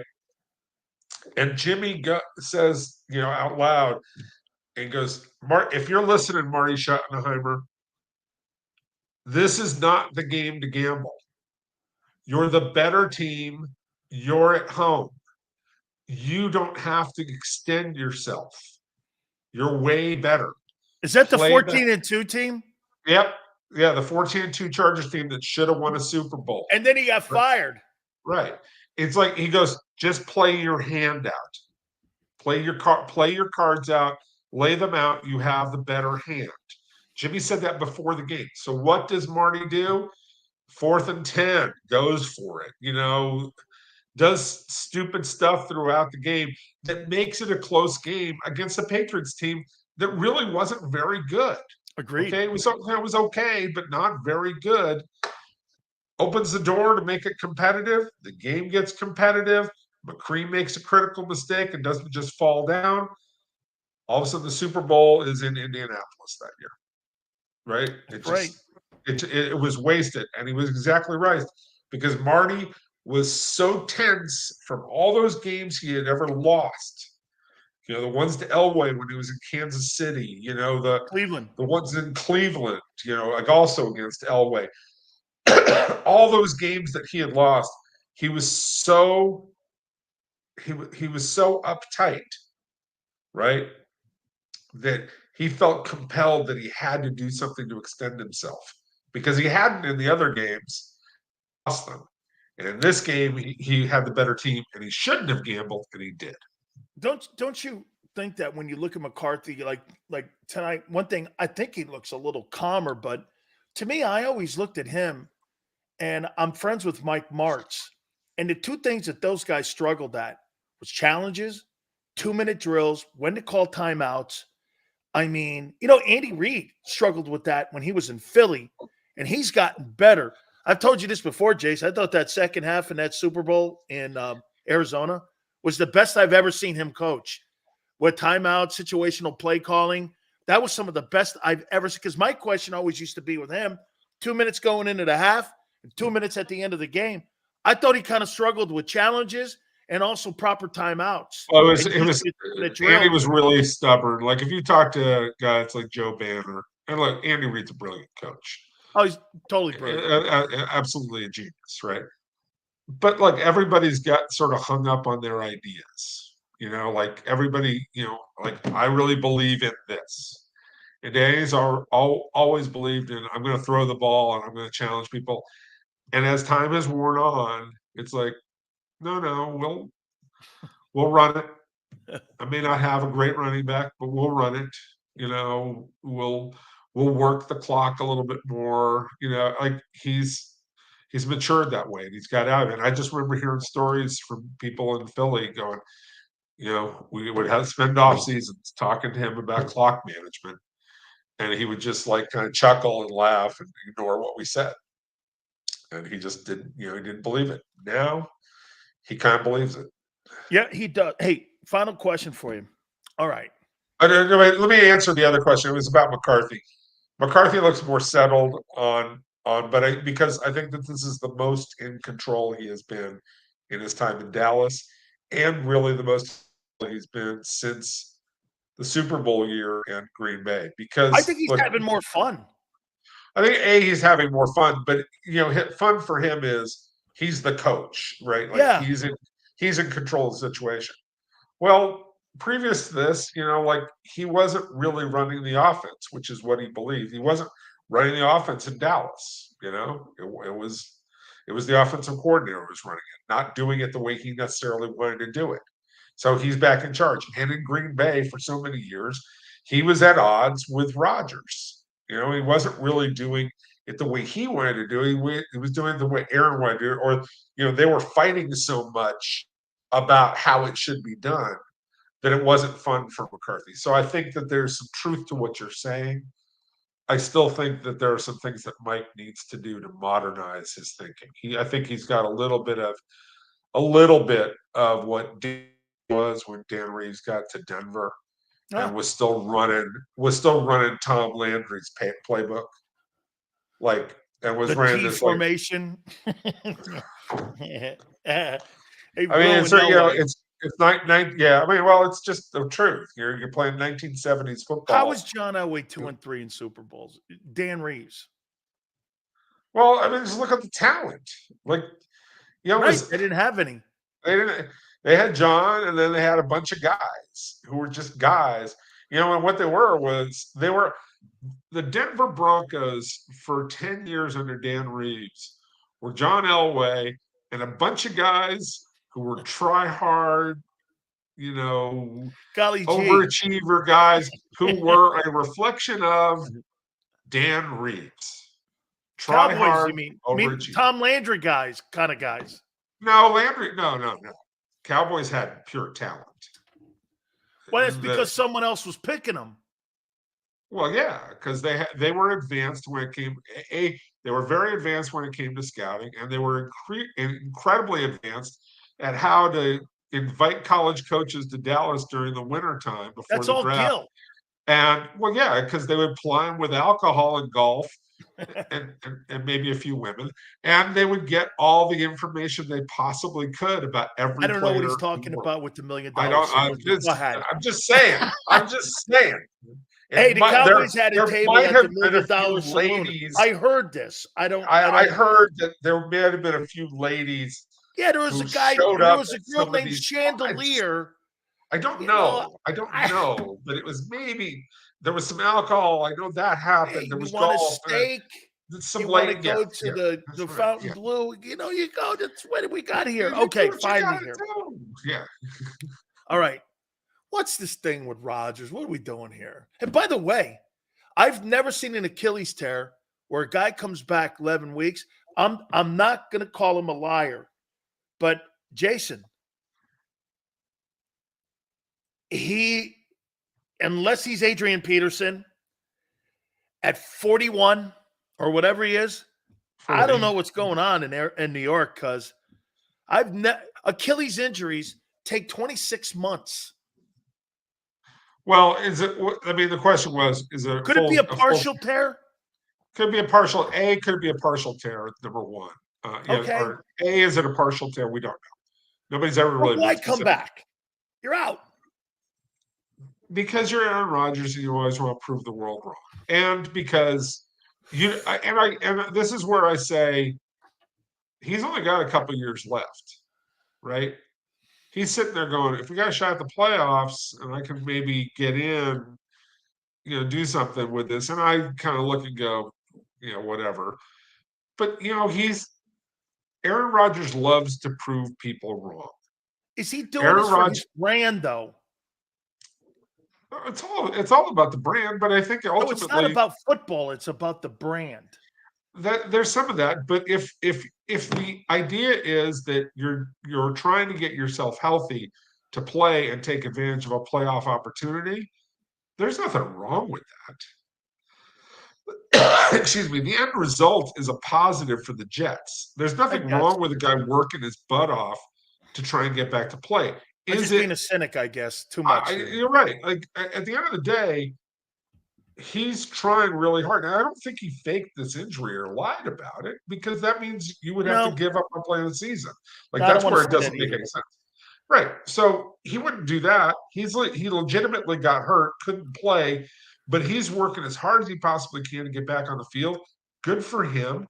Is it sensible in the grand scheme of what the Jets are? Probably not. But what if some things break right? What if some things go right? And at least he gets prepared. And then you get in the playoffs.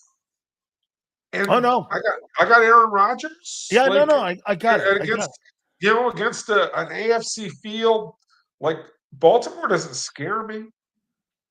Right? Right. No, Miami's real good, but they don't scare me. No, Rodgers versus Tua, Rodgers versus Lamar. I'm taking Rodgers. Yeah, Rodgers versus Tua. Rodgers versus Mahomes. It's a fair fight. Is Mahomes better right now? Sure, but it's a fair fight. It is. And so I'll go for it, man. If it happens, if everything flows right, but you look at the Jets in totality, with that offensive line and everything else that's going wrong, and the fact that Hackett's not very good as a play caller, and you sit and go, this is a mess, man. Like they got a lot of things to fix. But I give Aaron Rodgers a lot of credit for trying to make something out of what appears to be nothing. Let me sneak one last one on you here. There's rumors going around now that David Tepper would like to make a move to try to get Belichick down there to be the head coach and director of operations and give him total control of the Carolina Panthers. One, do you think that the Crafts would move off of that and be a way of being able to get out from under that? Or do you think that's just because you agree he's going to be coaching in 24 somewhere on the sidelines? With Belichick? Yeah. I think overwhelmingly, I think he's going to be coaching in New England. But okay. But do you think there's anything to this Tepper? Look, I don't think Bill Belichick's in his 70s now, right? 70. I think he likes living where he lives. Like, when you're 70-something years old, Yeah, no, like I'm the not idea, looking to like, pick up my house and move somewhere yeah, I new. don't want to move. I don't want to do this. I got, now new But challenge. he's still chasing Shula. Right. And I think that part of this is Kraft also wants him to break Shula's record with the Patriots if he can possibly do it. Now he's lagging behind. He is. He needed to win 8 or 9 games this year Yes, he to did. put himself in range, okay, to get there by next year. And that's fallen apart. Isn't that number like 327 or something like that? And he's like, Well, at it depends on I I think it's 343. 343. Are If you you counting include playoffs or is that just regular season? you count playoffs. I count, you put the playoff wins and you put the regular season wins together. And that's what that's the final number that you get to, right? Like to me, that's how you measure this, right? And so Belichick gets close because he's got a lot more playoff wins than Shula had. So, it makes up a lot of the difference. But the bottom line is, I think Kraft, in his heart of hearts, would love to have Belichick break the record with the Patriots. He's got to measure, is this going to work or not, right? And Belichick, if it's not going to work there, he's got to decide, do I want to move? Like, is it worth it for me to move? Like, do I have to take care of my sons and get them jobs and, make sure that they're taken care of? Well, that's part of the deal, dude. I know, and he's making $20 million a year right now. They just signed an extension. I mean, you're right, man. Right, I think right, it's just it sounds good. Yeah, but it sounds really good. But again, at the end of the day, there's some real life things here. You're 70-something years old, and now you got to move, and you got to go live in Charlotte, North Carolina, which is not your part of the world. Like, like you've lived He's in the like same an place. Amherst guy, even, and you've lived in the same place for 25 years now. You're not. You don't want to. You might do it if it's the only option that you have. It's like moving to Mars. Yeah, I just think it's really hard to imagine Belichick. I don't think Belichick initiates that. I think that Kraft goes to Belichick and goes, "Look, do you want to? I've made this. Bill, I've made the decision to move on. You have 2 choices. If you want to continue to coach, I will arrange a trade, and you can go where you want to go, and they can work together. Or you have to retire, but I'm moving on.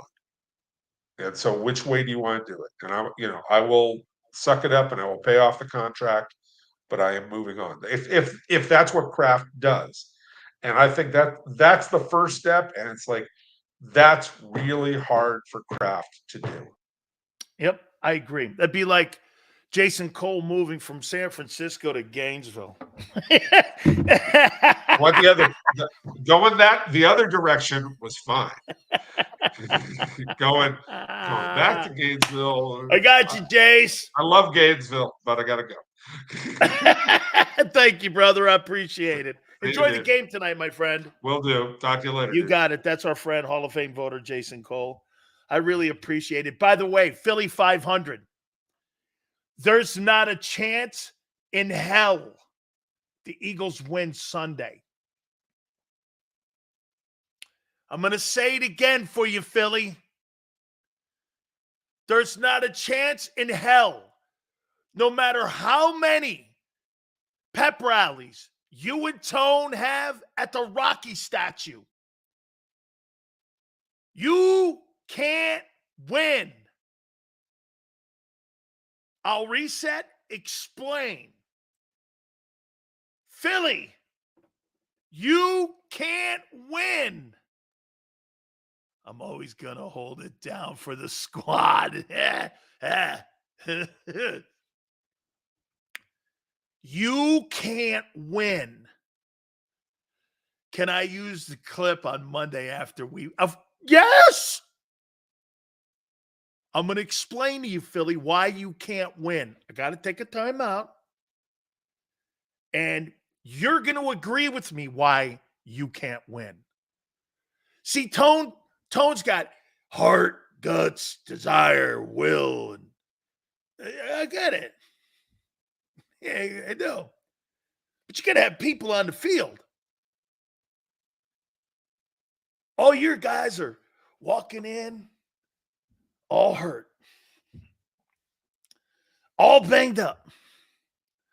No way do you win.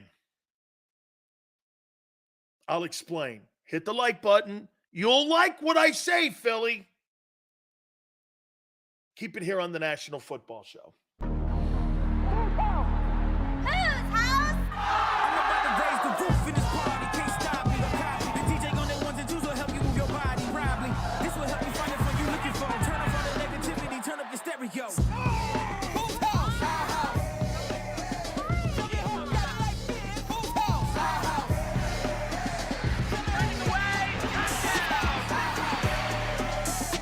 Football and Hooters, the perfect pair.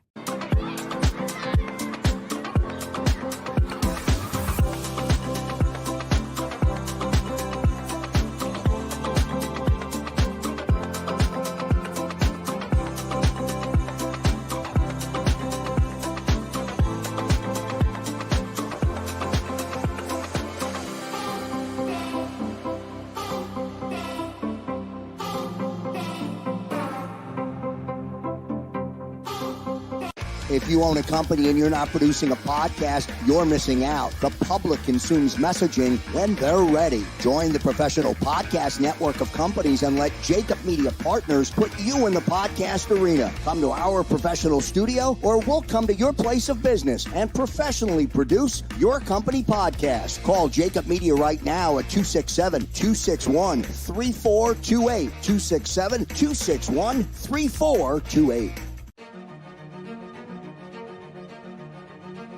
Any professional sports coach will tell you there's no substitution for preparation. At Malamut & Associates, that is a tenet by which we live.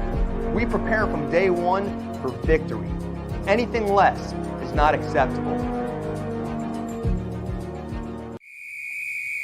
Underdog Fantasy has a way for you to play alongside your favorite football team all season long with their fantasy pick'em game.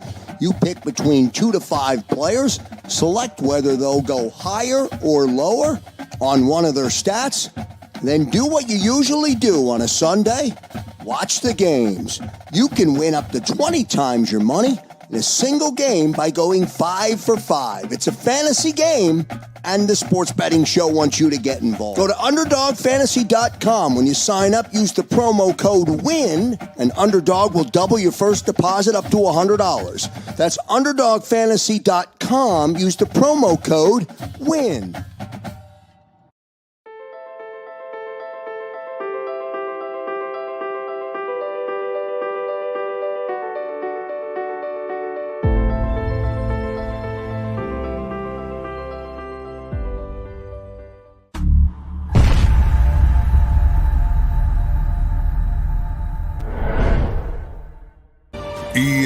EAGLES, Eagles.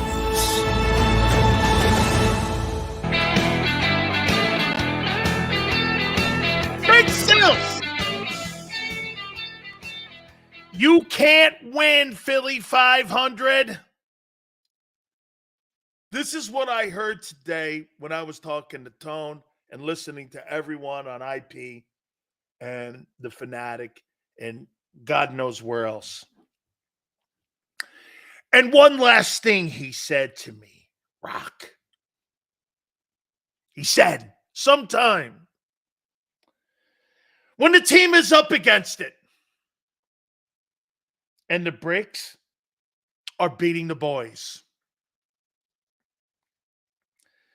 tell them go out there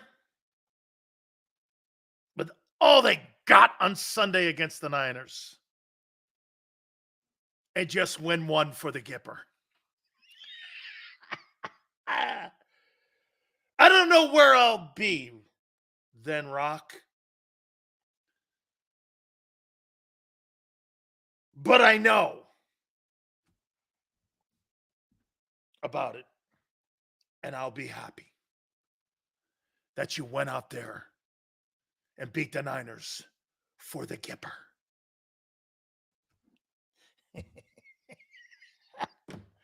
Go out and win one for the Gipper. Hey, how you doing? Sills is a pain in the ass. Hey, Steve, I'm going to make the case in Philly. You know I'm right. You're not healthy to beat them on Sunday. You're not. You're not healthy enough. The chips are down. The laundry list is long. Fletcher, out. Hang on. Hey, Philly 500. Fletcher, out. Zach Cunningham, out. Dallas Goedert, out. A.J. Brown, left practice, thigh. The Philly 500 goes, we're healthy enough. The Niners have been down in the Bahamas. They've been on a tiki boat drinking Mai Tais. And you guys have been slugging out 3 games in 11 days. Yeah, you're healthy. Jordan Davis, hamstring. Lane, groin. Julio Jones, old man Jones, even with a knee. That didn't take long. Julio Jones. Okay. Julio Jones has had the same impact that I thought he would. Yeah.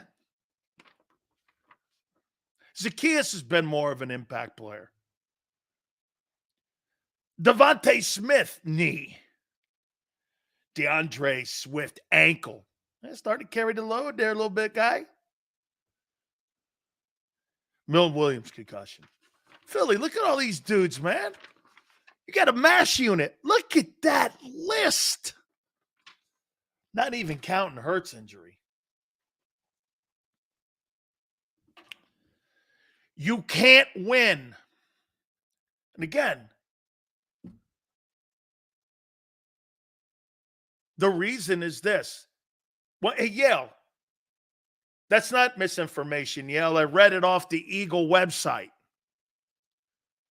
That's not misinformation. They posted that yesterday.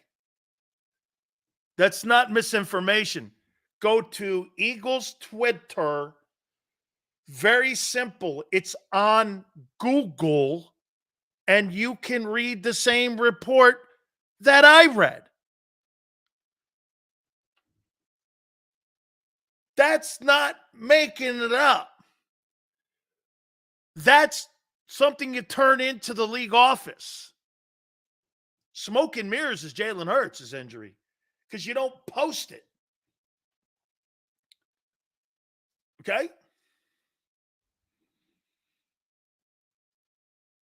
Too hurt. Now, once again, Philly, here's why you won't win. Here's why you can't win. All the snaps, the games, the amount of effort that you've gone through.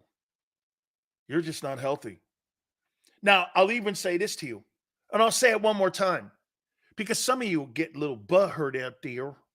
I got to wipe your tears away sometimes, but that's okay. Big Daddy's here. I'm here to help. I'll wipe your tears away. Do I think the 49ers are a better hey, Philly, do I think the 49ers are a better team than you? No.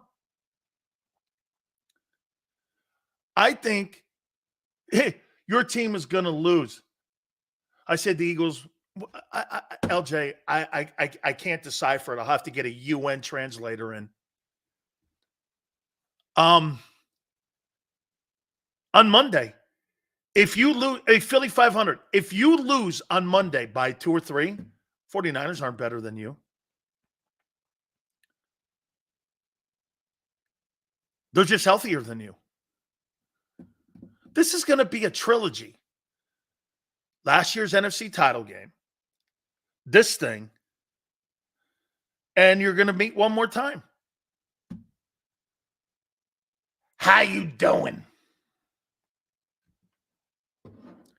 How you doing? Creepy. No, Creepy's a media guy in Philly sending out cannoli pictures. I'll leave it alone. That's creepy. Okay? Sending cannoli pictures out to somebody that you're DMing, that's creepy. That's creepy. Can't win doesn't exist in the NFL. You cannot win this game on Sunday. You can't. We are not the 49ers. No excuse. Dude, it's not like you guys have won anything. You guys have won more than San Francisco, but you also got to kind of put a stamp on something there. Hey, Tyler, thanks for understanding, because not everybody knows what I'm talking about. That may have been a little bit behind the scenes there. Not to throw shade on anybody, but how you doing? If we win, you rock an Eagles jersey Monday. Bet. Maybe. I don't know. Maybe something green. Do I have? Well, wait a minute. I'll tell you what I'll do. I'll take my Jerome Brown sippy cup. Here's my sippy cup. And all day long, I will use my sippy cup that I haven't used in a long time, my Eagle sippy cup that was given to me when Jerome passed away. This is a little sippy cup.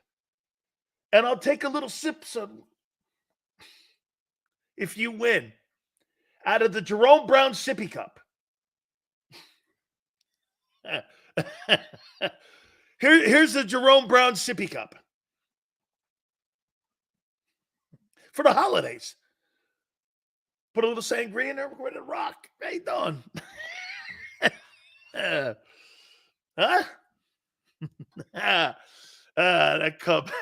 Hey, look at this thing, man. Yeah, look at that. I've had this since JB died, man. Yeah. Pinky Up has some class, Sills. Man, Pinky Up is in San Francisco, isn't it? You can't win, Rock. Oh. Oh, my God. Tone brought that bullshit up. Hey, Rock, you can't win. What do you mean I can't win? Those guys were just setups. What do you mean? They were guys. They were good. This guy will take you apart, Rock. You haven't been hungry for the title since you won the damn thing. You can't win, Rock. Yeah. You can't win. You can't win.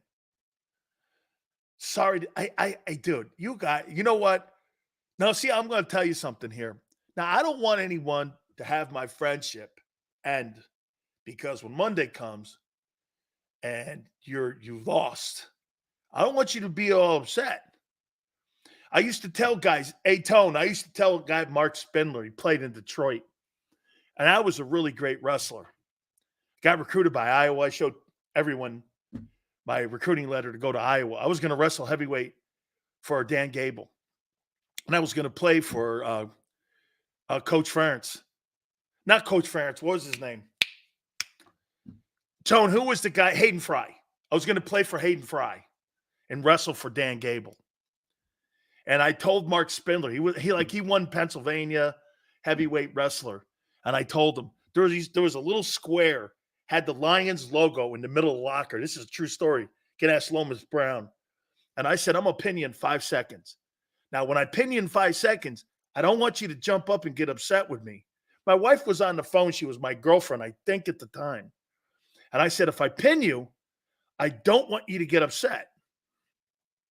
I pinned him in 5 seconds. Something like 3 seconds. I put him on his back and pinned him. Jerry Ball was there and Lomas and everybody. Chris Spielman, I pinned him like in 4 seconds or some shit. That guy tried wrestling me every single time. He jumped up. I said, I told you, I don't want to fight. We've been friends ever since. I go, that's what I tell you. You're going to be upset. So come Monday, I don't want to see Tone with a puss on. I don't want to see Philly 500 with a puss on. Just know it's part of the NFL. And next Sunday's game will be for the lead in the NFC East. That's if Dallas wins tonight, which is still sketchy.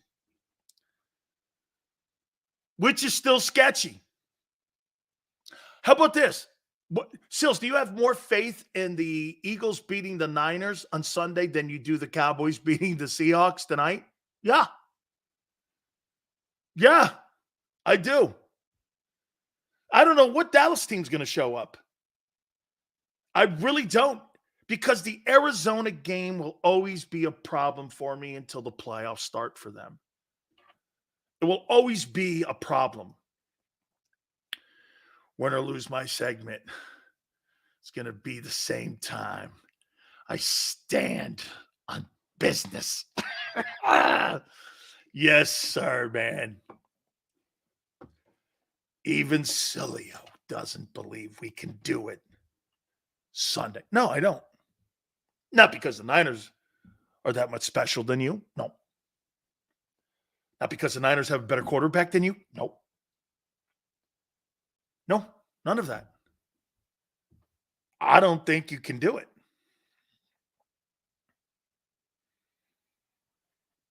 Three conference losses?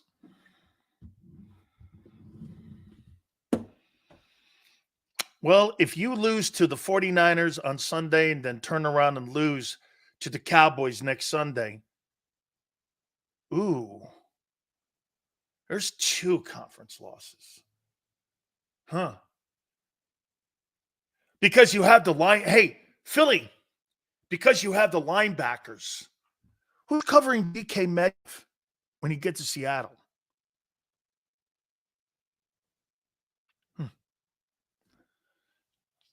Sills is going to be shocked on Monday? How dare you say that? It's not hypothetical. You're injured. You're hurt. You've played too much football. You're out of gas. You have nothing in the tank. You'll be out of gas by the third quarter, mid. Remember I said it. Not even really going to be a game plan on Friday for me on what happens. This is going to be about gasoline in the gas tank. You're half filled right now. San Francisco's going to come in with a full tank of gas. You don't have a full tank of gas. You don't have a full tank of gas. Yeah, if I was so wrong, senor, you'd have Nakobe Dean, the great Georgia middle linebacker, playing for you. Oh, wait. That guy couldn't get through the season, like I said. Made of paper mache. What happened to him? And those $2 offense and those $2 linebackers you signed. Worst linebackers in the NFL covering tight ends, and you're going against the best tight end in the NFL, pass catching wise. Yeah, that sounds like a fair comment. What are you doing there? Oh, we're going to man up because we're not fighting Spider Rico here. And we're going to stand out and have a bonfire near the Rocky statue. Yeah, okay. Ooh, man, you're going to need a bonfire. Yeah.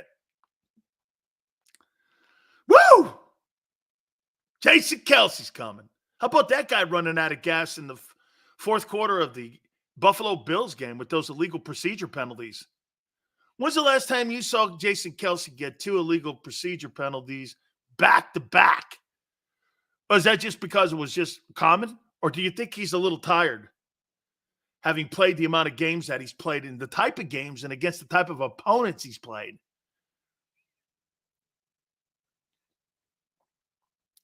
Dirty D. You're right. We got no shot. We shouldn't even bother tuning into tomorrow's show. Love you, Sills. See you Monday. Have a great weekend, Dirty D. Hope everything works out for you. See you Monday, son. Hey, Sills, is there any chance Seattle wins tonight? Yeah. Hey, Philly. I told you, man. I trust the Eagles more beating the Niners Sunday than I do the Cowboys not laying an 8 tonight against Seattle. Absolutely. Absolutely. Arizona will always be a bad taste in my mouth when it comes to the Dallas Cowboys. Always a bad taste. Yes, sir. Okay. NFL setup. It's not an NFL setup. Okay. Will the fairy godmother be on Friday? Absolutely. Philly Godfather's been making a killing because he's been on the Big Sill show. What makes you think you're in a better place right now than San Francisco? 10-1? Your record has nothing to do with the conditioning you're in. I wonder how much he lost. Hey. Here's Tone. I wonder how much he lost on that Eagles-Bills game. Yeah. He lost a gyro, probably. I don't know. Okay. Tomorrow's December 1st, also known as the start of the Cowboys choke season. They coming for you. This is going to be so, I'm going to be so upset for you guys Sunday. Yeah. But you shouldn't be upset. When you lose, you could lose 28-10, but to Tone's point, do I believe that? No. There's too much fight in that team to get beat like that. You don't get beat like Dallas. Okay? The godmother betting against the Eagles. Eagle fans are going to be so sad, senor. But you shouldn't be. But you know what's going to happen Monday? Everyone's going to say the 49ers are the best team in the NFL. And you could take your 10-1 or 10-2 record at that time, and you could shove it. Because it won't matter. Just like Dak. But in the MVP, player of the month over Hurts, which is atrocious. Hey, Philly, here's why your guy's never going to win the MVP.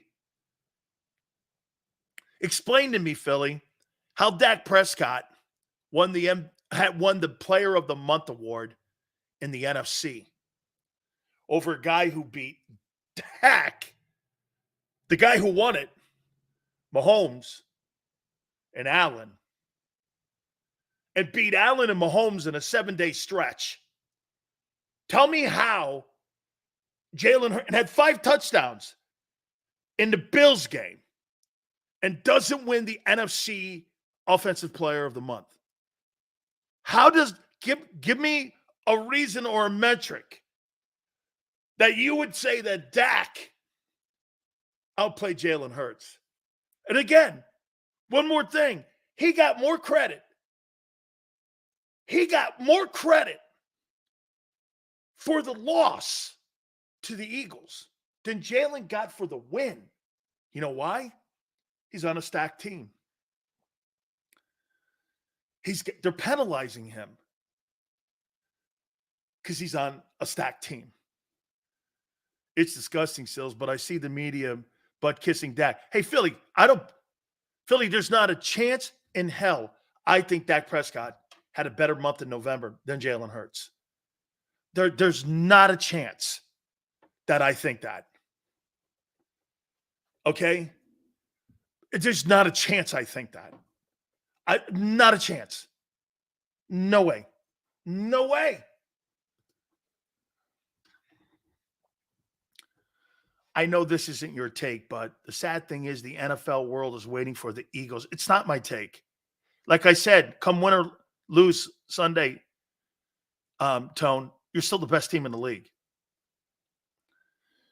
I know this isn't your take, but the sad thing is the NFL world is waiting for the Eagles to fall off the cliff. They are. And what gets me too, Tone, is that your team is pulling ratings. It's not like you're the freaking Jags who get no TV ratings. You're pulling big numbers. Nothing would make them happier than to see the Eagles. I mean, I don't get it. You're pulling great ratings. You guys are really doing well ratings-wise, and it's not just Cowboy games. Shit, that Kansas City game and that Buffalo game got gargantuan numbers. They flexed Eagles Seattle to Monday night. Wow, in Seattle. Hey, that's good though in a way. That's an extra day's rest. Even though it's travel, that's an extra day's rest. Not bad. I know it's a pain in the ass for people that covered the team. Did they, hey, Tone, has that been confirmed that they flexed that game to Monday Night Football? Okay, that's an extra day's rest. Man, they're going to need that. They're going to need it. It used to be Chiefs and Patriots. Good night. Shit, the Patriots are playing with their practice squad by now, aren't they? We'll get our rest on a next bye week. How are you going to get a bye week when you're going to drop 2 in a row? Hey, Philly, so let me get this right. You're going to beat the Niners and then go into Arlington and beat them too, right? Hey, wait a minute. Wait a minute. So all you guys, do you guys think that the Eagles are going to – so you guys think the Eagles are going to finish 16-1?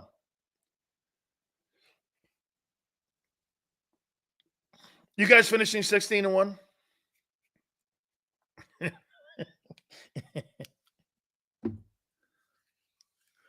With half your roster out for Sunday's game, you're finishing 16-1. Man, this is going to be a hard fall.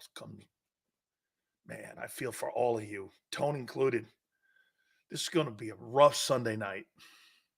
Man. It's all right. You get over it because it'll be Dallas week. We will beat SF, and then Dallas game won't matter. 14-3. Eagles will get to 20. Will be 28-6 in the regular season in 2 years.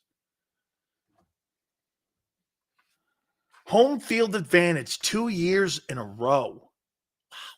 The amount of pressure on that team to finally do something and win a championship will be gargantuan.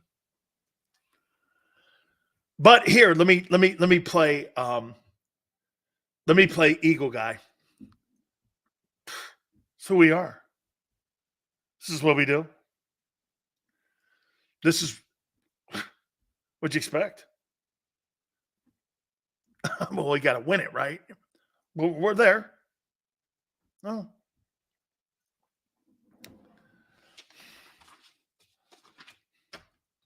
Wow, 14-3. 14-3. 28-6. Got an NFC championship to show for it. Okay. Get to another NFC title game. By the way, I predicted that. I think you lose to Dallas in the NFC title game, though. Remember, I said Dallas and Buffalo in the Super Bowl. I'm not kind of moving off that. I'm still going to hang there with that until one of those teams are eliminated. But I'm still going to hang there with that. Not convincing, Sills? Don't have to be convincing. Look at your injury report. You don't have to be convinced.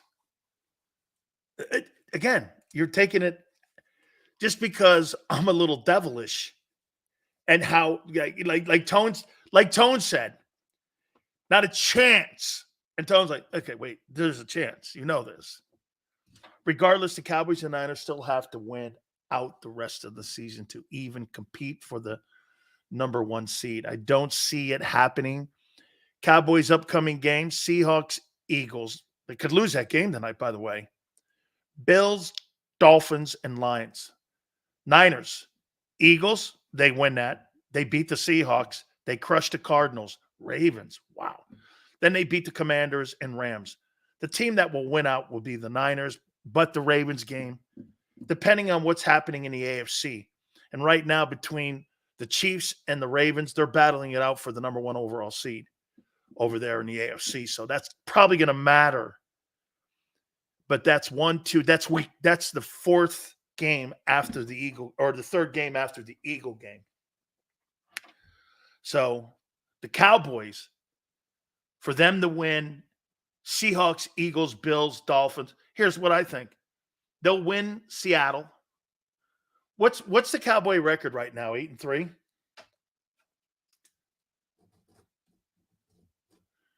They're 8-3. I would say Cowboys win against Seattle.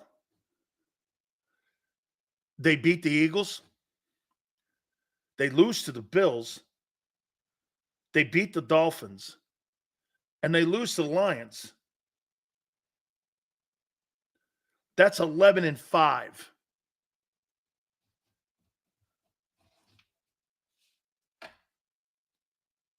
The 49ers, they're 8-3. They beat the Eagles. They beat the Seahawks. They beat the Cardinals. Let's just say they lose to the Ravens. They beat the Commanders, and they beat the Rams.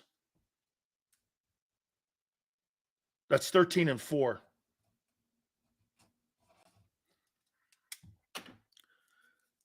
So it's Niners. The Niners have to have this game for that scenario to play out.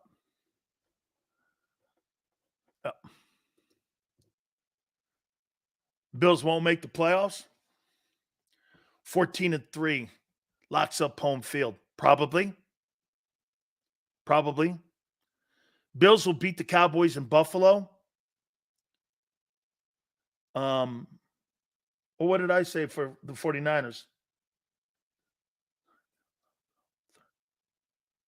13-4. Isn't that 17 games? 14-3, 17. In the math world I came from. F the Cowboys. I hate them and their fans. 11-5 for Dallas. Okay, no. So that has to be 12 or it has to be 11-6. Has to be 11-6 then. Okay. Yeah, it has to be 11-6.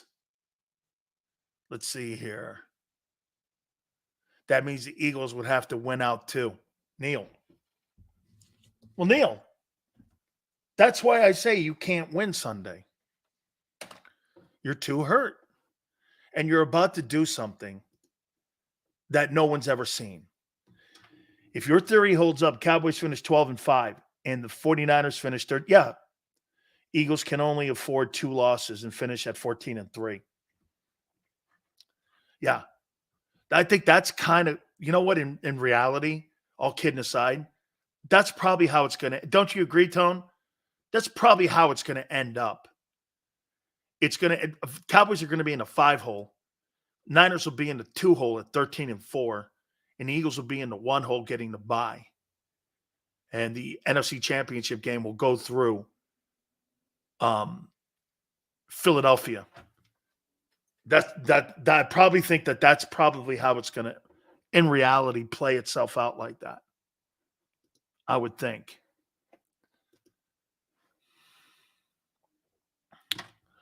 Let's see. We need these games to. Hey, Sills, I'm not playing any. Robert, why? Because I said you're too banged up for this game, but yet you're the better team? Look at how that sounds to you guys. Robert is upset with me going, look, I just think you've played too much football, and I think you've played a lot of reps, and you got a lot of banged up guys going into this game at critical key positions, and you don't have guys to cover the 49ers on Sunday. Do I think, healthy-wise, you're a better team than them? Yeah. What's your problem with that? You want me to root something on that I don't believe? I'm not doing that. And I'm not going with guile. I'm going with bodies. You know that practice squad guy? He's going to take over for Lane. He's going to block the shit out of Nick Bosa. You know why? Because he's an Eagle. I don't know, man. I'm not working there with that one. We're going to take a guy off of Lehigh's practice squad. You know that, Sills? We're going to put him at linebacker, and he's going to cover George Kittle. You know why? He's an Eagle. Hey, come on, man. It works a little bit, and I get it, but come on now. Hey, man, I hate to have to use the word you can't win. I 100% agree with Sills. Don't like the word can't. Lane's playing. Great. You're going to need him. I'm sorry, Sills. I don't think Purdy's and the Niners can outplay. Josh Allen had nobody. You're missing that, Jeffrey. They had Stephon Diggs and a one-man band. Brock Purdy doesn't have to play like Josh Allen. He just doesn't have to turn the ball over. McCaffrey's a 1,500-yard back this year with 75 receptions. Who's covering him? Who's covering George Kittle? Who's covering Debo? Who's covering Ayuk? Brock Purdy doesn't have to play like Josh Allen. Brock Purdy can play half of what Josh Allen plays. Josh Allen had to play out of his mind because he has no one. There lies the difference between the Niners. These are the two best teams in the league. Brock Purdy doesn't have to play like Allen or Mahomes. Mahomes had Travis Kelce and nothing else. Okay? He has to play great ball. He didn't. I don't really think Hurts played great in that KC game. Hurts made more plays, though. I think you guys are missing. I said that Hurts got robbed on being the NFC Player of the Month. Did you miss that one? You did hear that, right, Tone? He got robbed. You did hear that today. Here's Ray. Dan makes it sound like the Birds are just going to lay down and take an ass whooping. Is that how you hear that? No. You're out of gas by the third quarter. It happens. It happened to the Patriots numerous times. This is the NFL. What you're trying to accomplish Sunday, I don't believe it. Jalen Carter will have 2 sacks this game. Will cause a game-winning fumble. Another one of them close calls you're looking for, huh, Philly? You better hope so. Because if the Eagles jump out on you on them shitty game plans you have in the first half, over. You can write that bad puppy home. You can't play 30 minutes of football against the Niners and win. You could do that shit versus those other teams. You ain't doing that against Philly or San Fran, in my opinion. Do I think hey, get this. Someone would go like this. Sills, do you think that Philly has more metal than San Fran? Yeah, I would. I haven't seen San Fran put to the test yet. They're going to be put to the test too. And to Tone's point, maybe it does come down to seeing what kind of team they're made out of. Because somewhere in that game, San Francisco is going to be challenged to have to go to the same level of mental toughness that they're at. And they're going to raise that bar for them dudes to have to play there. And we're going to find out who San Fran is. I don't believe Dallas is that team. I just do not believe Dallas is that team. Okay? Sills, keep it close and win it in the fourth. I think, Nicole, that's it. Nicole, I believe that's it.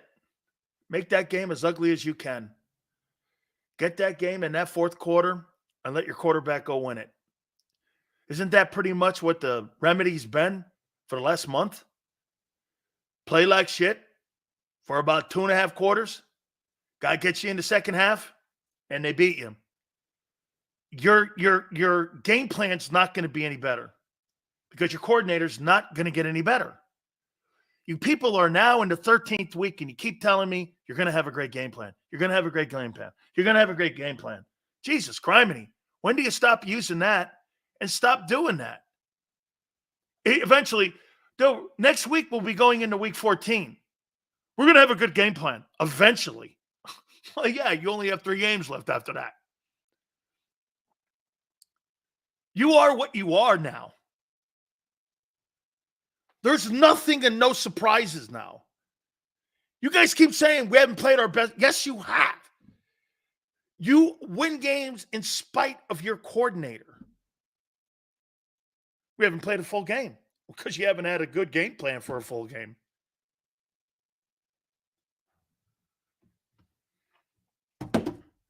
Doesn't make sense? Can you imagine if Shane Steichen had stayed one more year with Jalen? Where Jalen would be right now? He would be better than what he is now. And he got better. Why wouldn't you get him better coaching? What is that? One day, one of you flag wavers will have to explain that to me, why you gave him a lesser coach than a year ago. And don't think that that didn't play a factor in the way the game plan looked and the way the team played. Jalen Hurts didn't play bad this year. The game plan was bad because you never had 60 minutes of football. Can you name me a game where you had 60 minutes of really good play calling? Bucks?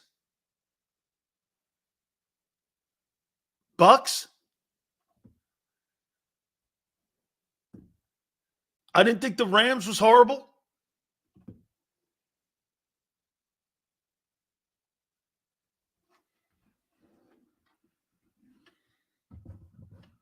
Why would you put a lesser guy in the room with him?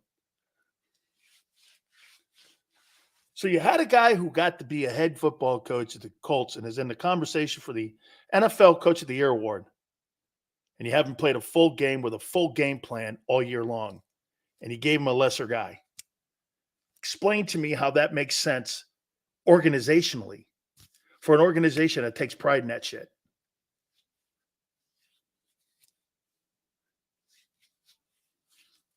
That's what I thought. Hit the like button. Keep it here on the National Football Show.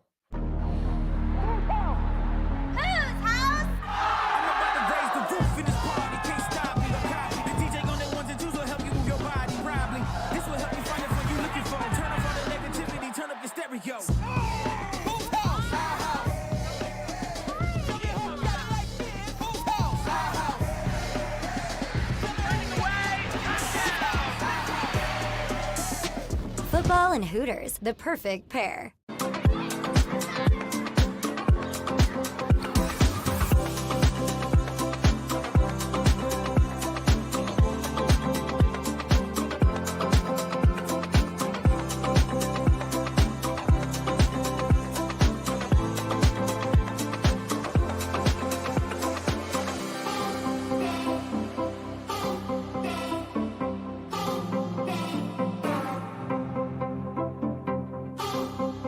If you own a company and you're not producing a podcast, you're missing out. The public consumes messaging when they're ready. Join the professional podcast network of companies and let JAKIB Media Partners put you in the podcast arena. Come to our professional studio, or we'll come to your place of business and professionally produce your company podcast. Call JAKIB Media right now at 267-261-3428. 267-261-3428. Any professional sports coach will tell you there's no substitution for preparation. At Malamut & Associates, that is a tenet by which we live. We prepare from day one for victory. Anything less is not acceptable. Underdog Fantasy has a way for you to play alongside your favorite football team all season long with their fantasy pick'em game. You pick between 2 to 5 players, select whether they'll go higher or lower on one of their stats, then do what you usually do on a Sunday, watch the games. You can win up to 20 times your money in a single game by going 5 for 5. It's a fantasy game, and the Sports Betting Show wants you to get involved. Go to UnderdogFantasy.com. When you sign up, use the promo code WIN, and Underdog will double your first deposit up to $100. That's UnderdogFantasy.com. Use the promo code WIN.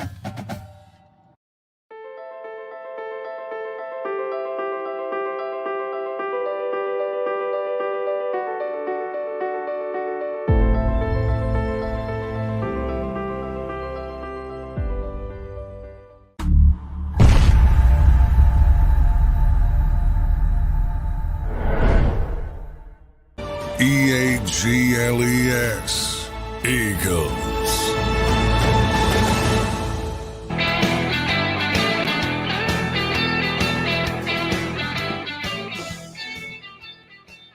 Don't got your back today.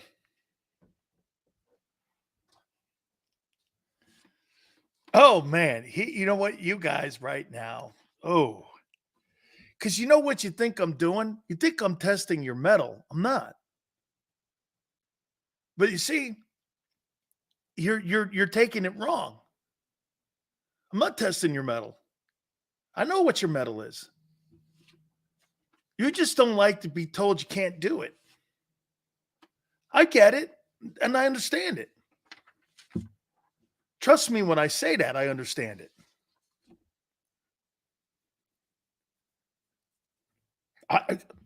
If you do this feat without winning a Super Bowl, like not counting a Super Bowl, but this run, this like 6-game run here, it'd be one of the greatest things I've seen teams win back-to-back like that. And teams don't do that. Even the great teams, even the Belichick teams, they didn't win like that. They would drop a game to Kansas City, or they would drop a game to Baltimore or Indianapolis. How many games do we see those guys going back and forth, and you see them dropping good games? It happens. See, you guys, though, are kind of like in this sphere right now where we can't be beat. It's the gods. It's Leonidas versus the Persians with 300 soldiers rolling into Lincoln Financial. And we're going to take the Persians out. Okay.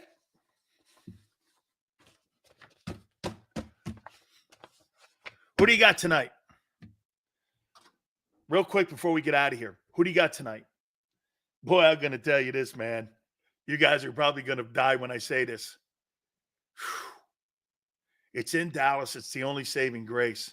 If Dallas blows that team out, I'll be shocked. But I will say this. I think it's 28-21 Cowboys. I don't think that thing's going to be that easy for them. Look at it. Look at Tone. 28-24 Cowboys. Yeah, I got 28-21. Like something like that in that game tonight. Rocksteady Seattle. Seattle 27-24. I couldn't. Hey. Okay. Let's go Seahawks. Should be a very, hey, I can't wait for the Philly Godfather on Friday too, man. Holy cow. We're going to go more into it because I want to see who the healthy guys are in San Francisco also on Friday. Because it may make the game closer. I want to see what they got going on that side of the ball too, because I haven't broken down their injury report yet too. So we'll see who's going to be healthy. I think Seattle's in collapsing. Yeah, I heard Tone say that he thinks they're going to be on a 5-game losing streak here. So, guys, thank you so much. We had a lot of fun. By the way, Tone, look at Tone, man. He's all mad now. See? Tone's like, don't ever question Rocky. You question Spider Rico. You don't question Rocky, dog. Okay? Philly's Rocky, not Spider Rico. You're talking like Spider Rico, Sileo. 2 to 6 tomorrow. Tone, you're awesome. Thank you very much, Xander and Big Joe. We will see you tomorrow. God bless you. Football Friday. We will see you on the flip side.